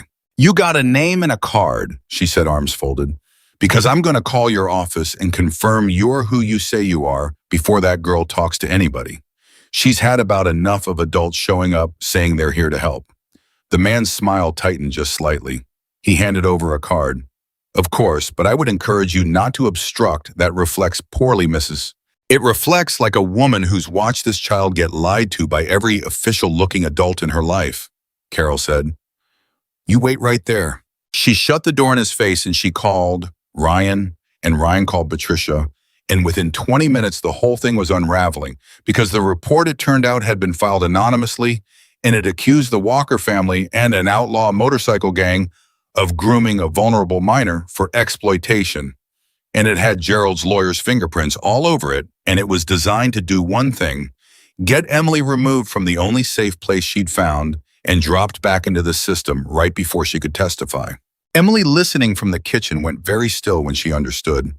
He's trying to take me away from you, she said quietly. Before the hearing, so I can't... He's trying, Ryan said, and his voice had gone dangerous. He's not gonna. But Emily was already spiraling, that old panic clawing up her throat, because this was the exact shape of the thing she'd always feared. Not violence, not even the money.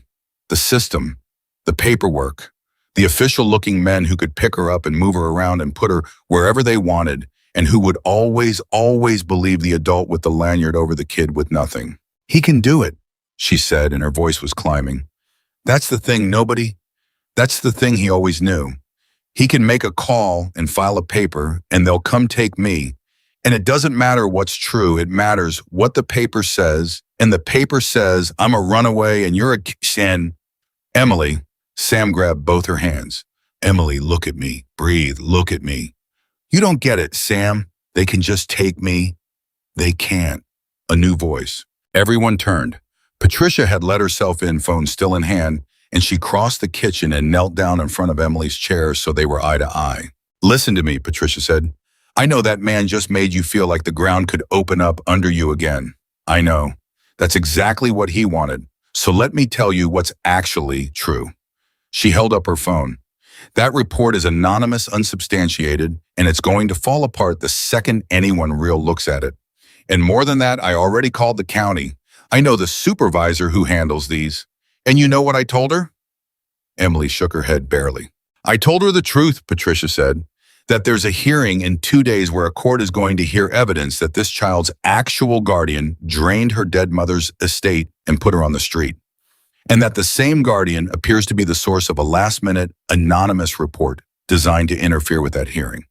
And that if her office removes this child on the basis of a fabricated complaint 48 hours before that guardian faces a judge, that is going to be a very, very bad look for the county. Patricia's eyes were steel. She agreed. There's no removal, Emily. There's not going to be one. The man who came to Carol's door is not coming back. I've made sure of it. Emily stared at her. He tried to use the system against me, she said slowly, and you used it back. That's exactly what happened, Patricia said. Here's the thing that man never understood, Emily. The system isn't automatically his. It just felt that way to you because you never had anyone who knew how to work it on your side. Well, she stood up.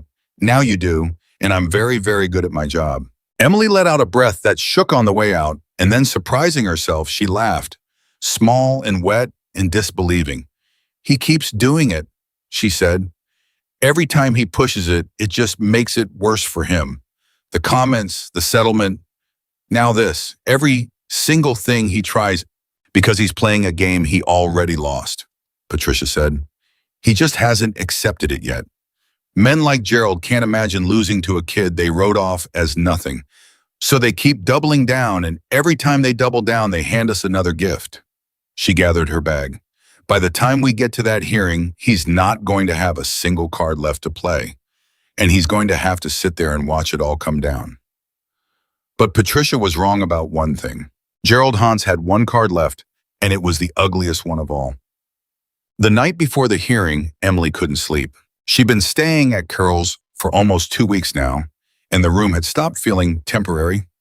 There were clothes in the drawers that were actually hers, bought with Ryan's card because he'd insisted over her protest that a girl needed more than what she could fit in a backpack. She'd started sleeping without checking the lock 3 times.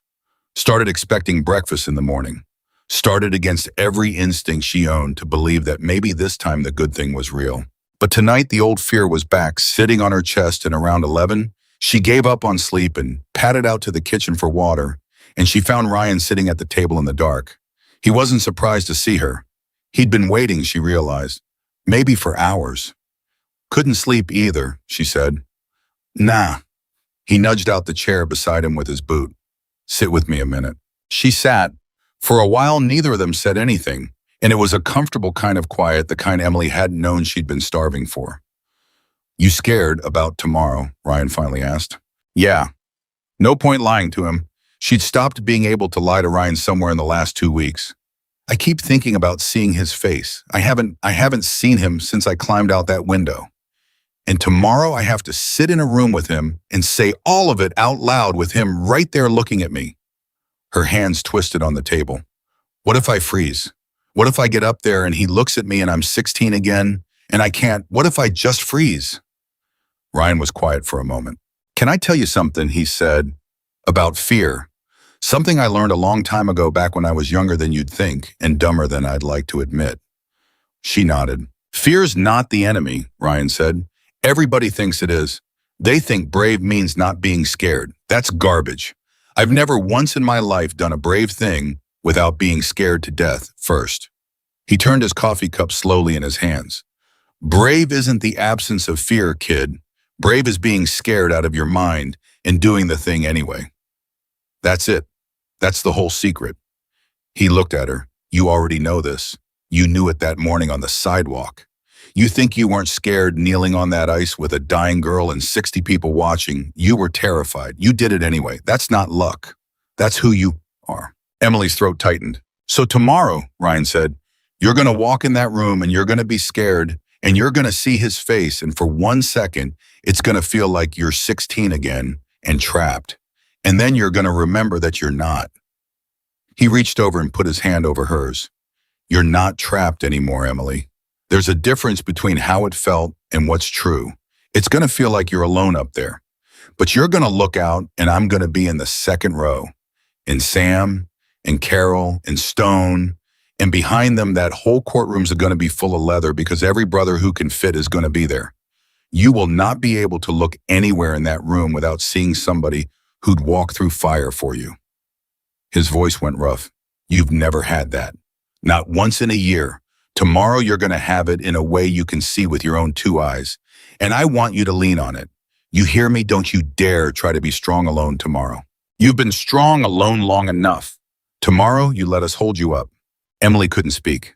She'd spent 11 months believing all the way down that being alone was just the permanent fact of her life, that the aloneness was who she was. And here was this man in the dark telling her that tomorrow, in the scariest room she'd ever walk into, she'd be surrounded. Why does it? Her voice broke. She tried again. Why does it still scare me? The good stuff, you'd think after 2 weeks, but every morning I still wake up sure it's going to be wrong. Sure, you're all going to realize I'm not worth it and just disappear. Why can't I make it stop? Ryan's face softened into something almost unbearably gentle. Because he had you for 11 months and we've only had you for 2 weeks, he said simply. That's all it is, kid.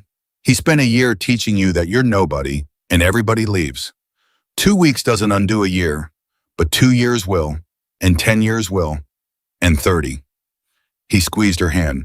You're not going to wake up one morning magically fixed. That's not how it works. What's going to happen is we're just going to keep showing up, day after day after day. And one day I can't tell you when you're going to wake up and reach for that fear out of habit, and it's not going to be there anymore.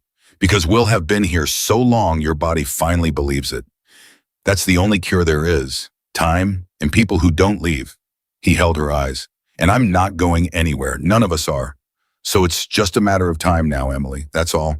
Just time. Emily put her head down on the table and cried, and Ryan sat with her, his hand steady on her back, and he didn't say another word because there wasn't another word that needed saying.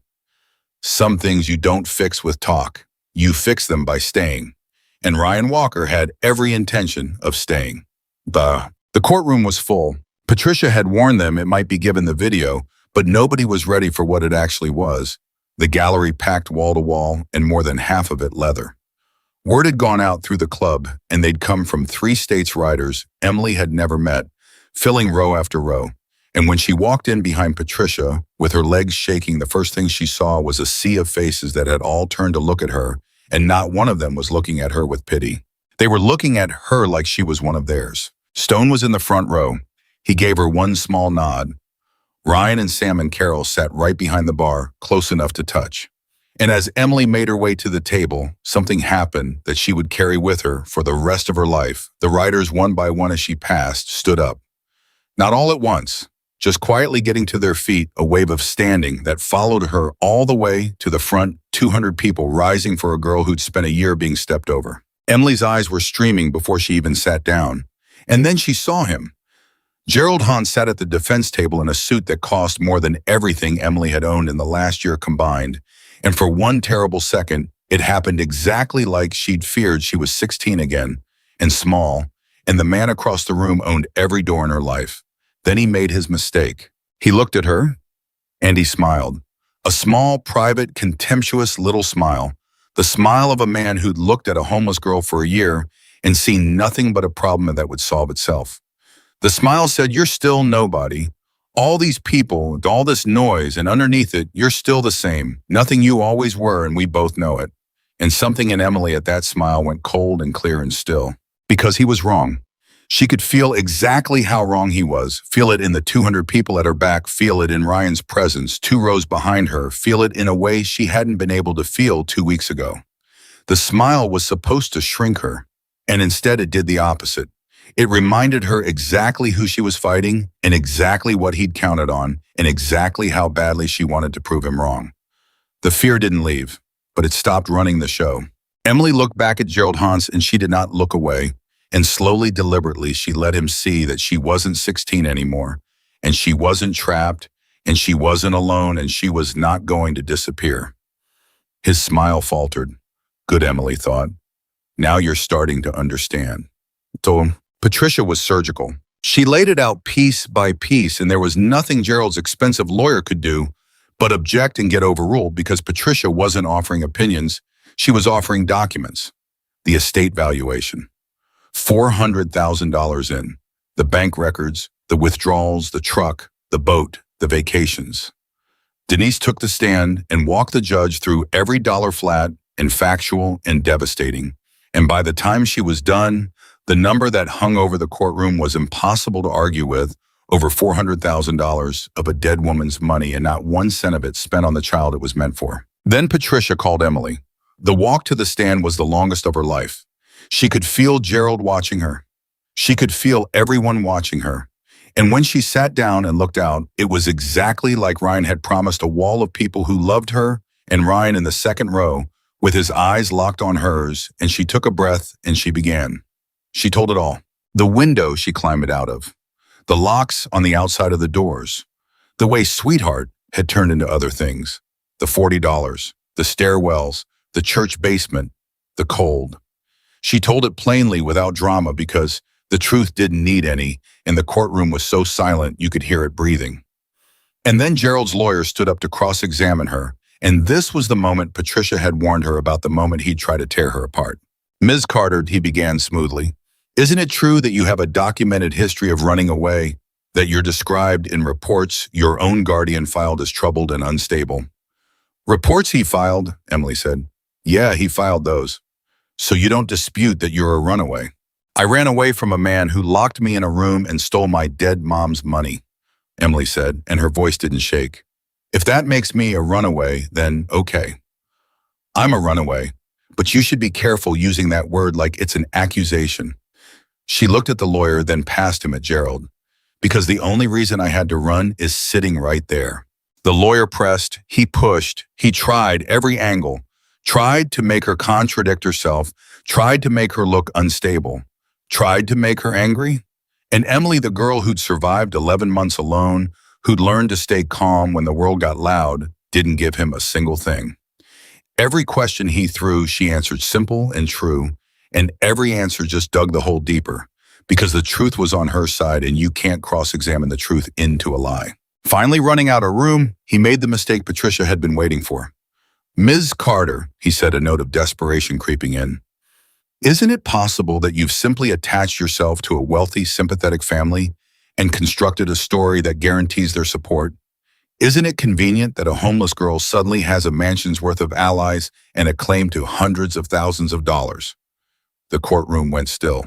And Emily, quiet, steady. Emily looked at him for a long moment. You want to know what's convenient? She said. It would have been real convenient for me to take the settlement. She let that sit. Your client offered me over $200,000 4 days ago. Cash. This week. All I had to do was agree not to help put him in prison. No trial, no sitting here, no you asking me questions like this. She looked right at Gerald, and I said no. The lawyer's face changed. I turned down $200,000, Emily said, so that I could sit in this chair and make sure he can't do this to another kid. So don't you dare tell me I'm in it for the money. If I wanted the easy money, I'd be home right now. I'm here because it's not about the money. It was never about the money. It's about him answering for what he did. Her voice cracked just once, but she didn't stop. My mom taught me you don't walk away from someone in danger. There's some kid out there who could be next. I'm not walking away from them. even if it costs me, especially if it costs me. The lawyer stood there with nothing left to say. He'd walked right into it. He'd handed her the moment.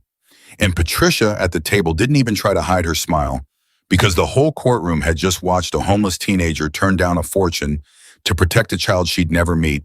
And there was not a single person in that room, not the judge, not the gallery, not even Gerald's own lawyer, who doubted her anymore. No further questions, the lawyer said quietly and sat down. Gerald Hans did not smile now. The judge did not need long. She removed Gerald Hans as guardian effective immediately. She ordered every recoverable dollar returned, plus the liquidation of the truck, the boat, and every asset traceable to the estate. She referred the entire matter to the district attorney for criminal prosecution, and she stated on the record in a voice cold enough to frost the windows that in her years on the bench, she had rarely seen a more calculated and cowardly exploitation of a vulnerable child, and that she intended to make sure the criminal court understood exactly how she viewed it. And then she looked at Emily, and her voice changed. Ms. Carter, to the judge, said, "I want to say something to you off the record if the reporter will indulge me." She set down her pen. "In this job, I see the worst of what people do to each other. Day after day, it's easy to lose faith. And then once in a great while, someone comes through my courtroom who reminds me why any of it matters." She paused. "You were failed by nearly every adult who was supposed to protect you. And instead of letting that turn you hard, you knelt down on a frozen sidewalk and saved a stranger's life. And then you turned down a fortune to protect children you'll never meet." Her voice softened. "You are without question the most remarkable young person to come through this courtroom in a very long time. And I have no doubt whatsoever that your mother would be proud beyond words. This court is adjourned." The gavel came down, and the courtroom, the packed, leather-filled, standing-room-only courtroom, erupted. 200 people were on their feet, and this time it wasn't quiet. This time it was a roar, a wall of sound riders and strangers, and Carol sobbing into a tissue, and Sam screaming Emily's name, and Ryan pushing through the crowd, past the bar, reaching her before she'd even fully stood up and pulling her into his arms and holding on so tight her feet nearly left the ground. "You did it?" he said into her hair, and his voice was completely wrecked. "You did it, kid. You did it. It's over. You hear me? It's over. He can never touch you again." Emily clung to him and sobbed, and over his shoulder she saw Gerald Hans being led out a side door, and for 1 second their eyes met, and there was nothing on his face now. No contempt, no smile, nothing but the hollow, disbelieving look of a man who had bet everything on a girl being nobody, and had just watched the whole world stand up and prove him wrong. Then he was gone. And Emily turned away from the door he'd disappeared through, and she looked at the people crowded around her. Ryan and Sam and Carol and Stone, and 200 faces she was only just beginning to know, and she understood finally all the way down the things she'd been too scared to believe for 2 weeks. They hadn't come because they pitied her. They hadn't come because they owed her. They'd come because somewhere in the last 2 weeks, without her even noticing it happen, she had stopped being the girl nobody saw and become somebody with a family. Gerald Hans pleaded guilty 11 weeks later. His lawyer had looked at the bank records and the judge's referral in the video with, by then, over 8 million views, and he'd done the math and told his client the truth. There was no winning this. A trial would only make it worse. Better to plead take the deal and hope for mercy. There wasn't much. The day the sentence came down, Emily sat in the courtroom again, smaller. This time, no crowd, just her and Ryan and Patricia, and she listened as the judge handed Gerald 6 years in state prison, plus full restitution of every dollar he could not prove he'd spent on her, which was every dollar. And when they let him out this time, he didn't look at her at all. He just stared at the floor, a smaller man than the one who'd smiled at her across a courtroom, a man who'd finally understood that the girl he'd thrown away had been the one thing capable of destroying him. Emily watched him go, and she waited to feel something, triumph maybe, or the satisfaction she'd imagined all those cold nights. But mostly what she felt was quiet. "You okay?" Ryan asked low beside her. Emily thought about it. "Yeah," she said slowly. "I thought I'd feel like I don't know, like I won something. But it's not like that. It's more like," she searched for it, "like I put something down, something I'd been carrying so long I forgot it was heavy, and now I get to walk around without it." Ryan put his arm around her shoulders. "That's exactly what it is, kid," he said. "That's exactly what it is." Patricia gathered her files and looked at Emily with the expression she'd worn since that day on the stand, a kind of settled respect. "The restitution money's going into a trust," she said. "Yours in your name, and nobody touches it but you when you turn 18. Every dollar your mother left you. It came back." She paused. "She wanted you to have a start, Emily. She's still giving it to you. Just took a longer road than she planned." Emily's eyes filled and she nodded, unable to speak. The road back had been long, but she was on it now, and this time nobody had locked the doors. She moved in with us Walkers for good that spring. It hadn't been a dramatic decision. It had just quietly become true, the way the most important things sometimes do. She'd been staying at Carol's and then more and more at Ryan's in the spare room next to Sam's. And one night at dinner, Ryan set down his fork and said in his gruff way, "You know this is home now, right? You're not a guest here. This is your house. I want you to hear me say it out loud." And Sam had grinned and said, "About time." And Emily had gotten up from the table and hugged Ryan from behind her arms around his neck. And that had been that. She had a room that was hers. A door with a lock on the inside that she stopped needing to check. A sister, because that was what Sam had become. No qualifiers, no explanations, just sisters sleeping 10 feet away. And a father of a kind, a big man in a leather vest who had decided the morning his daughter came back from the dead that the girl who saved her would never be cold or hungry or alone again as long as he was breathing. The nightmares faded, slowly, just like Ryan said they would. There were still hard nights she woke up sure it was all gone, sure she was back in the stairwell, sure she'd imagined the whole thing. But on those nights, she'd walk down the hall and find a light still on, because somebody in that house was always awake, always willing to sit with her at the kitchen table until the fear passed. And morning by morning, month by month, the reaching for the fear got weaker. Until one day, months in, Emily woke up and lay there a while and realized she hadn't braced for anything at all. That was the morning she knew, really knew, that she was home. She went back to school in the fall. She was behind a year of the streets had cost her, but she caught up fast because she'd always been sharp, and because, for the first time in her life, she had a warm house and food and people who checked her homework and asked about her day. Her grades climbed. Her teachers noticed her. And somewhere in the middle of it all, quietly without fanfare, Emily Carter started to have something she hadn't let herself have in almost 2 years. A future. She knew what she wanted. She'd known it really since she was a little girl at a kitchen table watching her mother's hands show her where to press. She wanted to be the one who knew what to do, the one who ran toward the person on the ground instead of away, the one who stopped. She wanted to be an EMT, like her mom. "You sure?" Sam asked her once the two of them sprawled on Emily's bed doing homework. "It's a lot of school, and it's hard. You'd see people on the worst day of their lives all the time." "That's the point," Emily said. "Somebody has to be there on the worst day. Somebody has to be the one who doesn't look away." She was quiet a second. "There were 60 people on that sidewalk, Sam, 60, and they all just filmed. And I keep thinking about how if I'd walked past 2, if I'd been one more person who didn't stop, you wouldn't be here. You'd just be a video somebody posted. And I can't," her voice caught, "I can't stand the thought of how many people are lying on sidewalks somewhere with a whole crowd around them and nobody stopping. I want to be the one who stops for the rest of my life. I want that to be my whole job." Sam looked at her for a long moment. Then she reached over and squeezed her hand. "Your mom would be so proud of you," she said. "You know that, right? Ryan says that too. Because it's true." Emily smiled small and real. "Yeah," she said softly. "I think it is." The years went faster than she expected. She graduated high school. The whole club came filling the back rows of the auditorium in leather. And when they called her name, Emily Carter, the roar that went up made the principal jump and made Emily laugh through her tears as she crossed the stage. She started her EMT training that same summer, working harder than she'd ever worked at anything. And Ryan drove her to her first day and sat in the parking lot for 10 minutes after she went in, just because he couldn't quite make himself leave. She was good at it. Of course she was good at it. She'd been training her whole life in a way, the calm under pressure, the refusal to look away, the thing her mother had put in her at a kitchen table. When the other students froze, Emily moved. When a scenario got chaotic, Emily got quiet and clear. Her instructor pulled her aside after the first month and said, "Carter, I don't know where you learned to keep your head like that, but it's not something I can teach. You've either got it or you don't. You've got it." "My mom had it," Emily told him. "She was an EMT."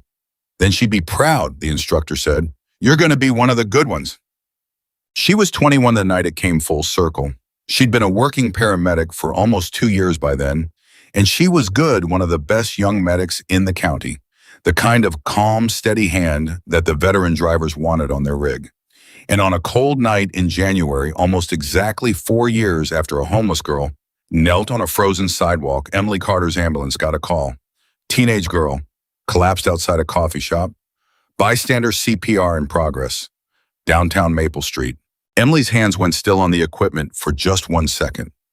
The same street, the same corner, the same terrible familiar shape of it. And for a heartbeat, she was 17 again, starving and invisible, running across the ice toward a stranger nobody else would touch. Then she was herself again, 21, trained steady, and the ambulance was already moving, and she was moving with it. They came around the corner, lights flashing, and there it was, a small crowd on the sidewalk, and in the middle of it, a girl on the ground, and over her, someone pumping her chest, refusing to stop. Emily was out of the rig before it fully stopped. "Paramedic coming through, let me in." She dropped to her knees beside the fallen girl, and across the body, still doing compressions, was a kid maybe 14, skinny, scared to death, arms shaking with exhaustion. A kid who'd clearly been at it too long. A kid who'd been the only one to move.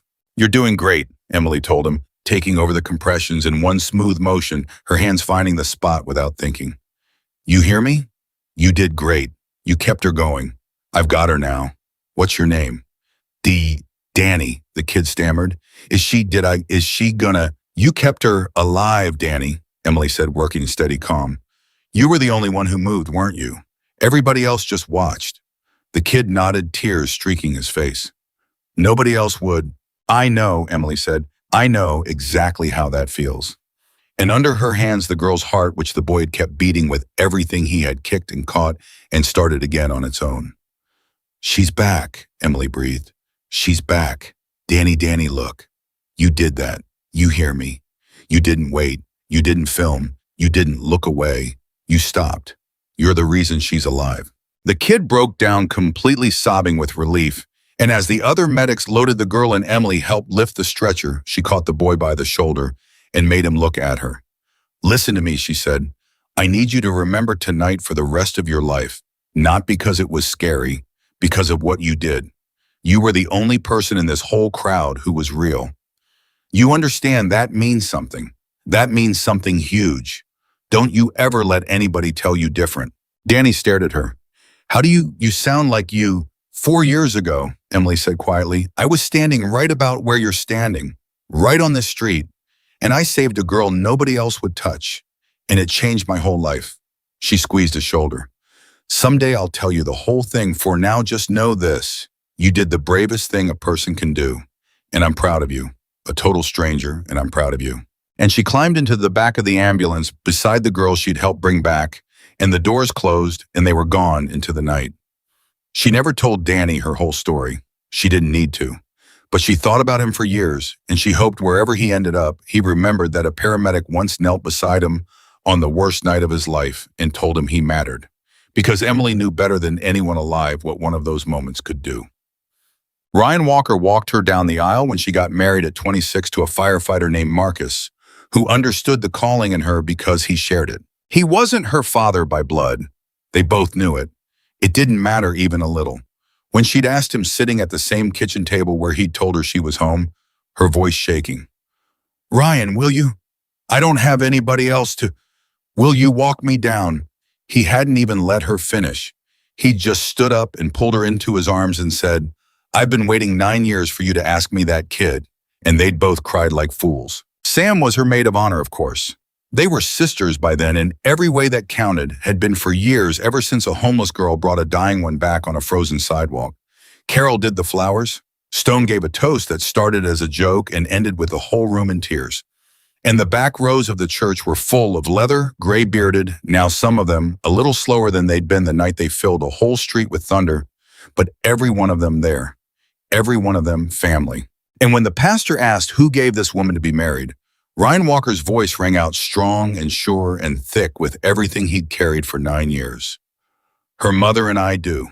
Because Diane Carter was in that room too. She always was. In her daughter's hands and her daughter's calling, and the lesson she'd planted at a kitchen table that had grown into a whole life. Emily felt her there the way she'd felt her in the courtroom, the way she felt her on every call, not as grief anymore, but as a presence walking beside her still. Emily Carter became one of the best paramedics the county ever had. She spent her life doing exactly what she'd told Sam she would, being the one who stops, being the one who runs toward the person on the ground. In 15 years on the job, she pulled hundreds of people back across the line, and she never once, not one single time, walked past someone who needed her. She couldn't. It wasn't in her anymore if it ever had been. And she had a particular gift, everyone said, for the invisible ones, the homeless, the forgotten, the people other medics rushed through. Emily would kneel down in the gutter beside a person the whole world had written off, and she would take their hand, and she would look them in the eye, and she would treat them like they were the most important person in the world because she knew better than anyone what it did to a human being to be seen. Just once. By just one person who didn't look away. She started a program eventually, a fund. It quietly did for other kids what a leather-clad brotherhood had once done for her, found the ones falling through the cracks, the ones nobody was coming for, and made sure somebody came. She never talked about it much. She never wanted the credit.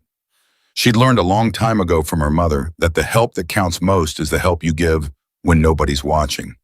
But everyone who knew the story knew where it came from. It came from a freezing morning and a girl on the ground and a homeless teenager with nothing left in the world who ran across the ice anyway because her mother had taught her that you never ever walk away from someone in danger. That single choice made by a girl the whole town had decided didn't matter had rippled outward across decades and touched more lives than anyone could ever count.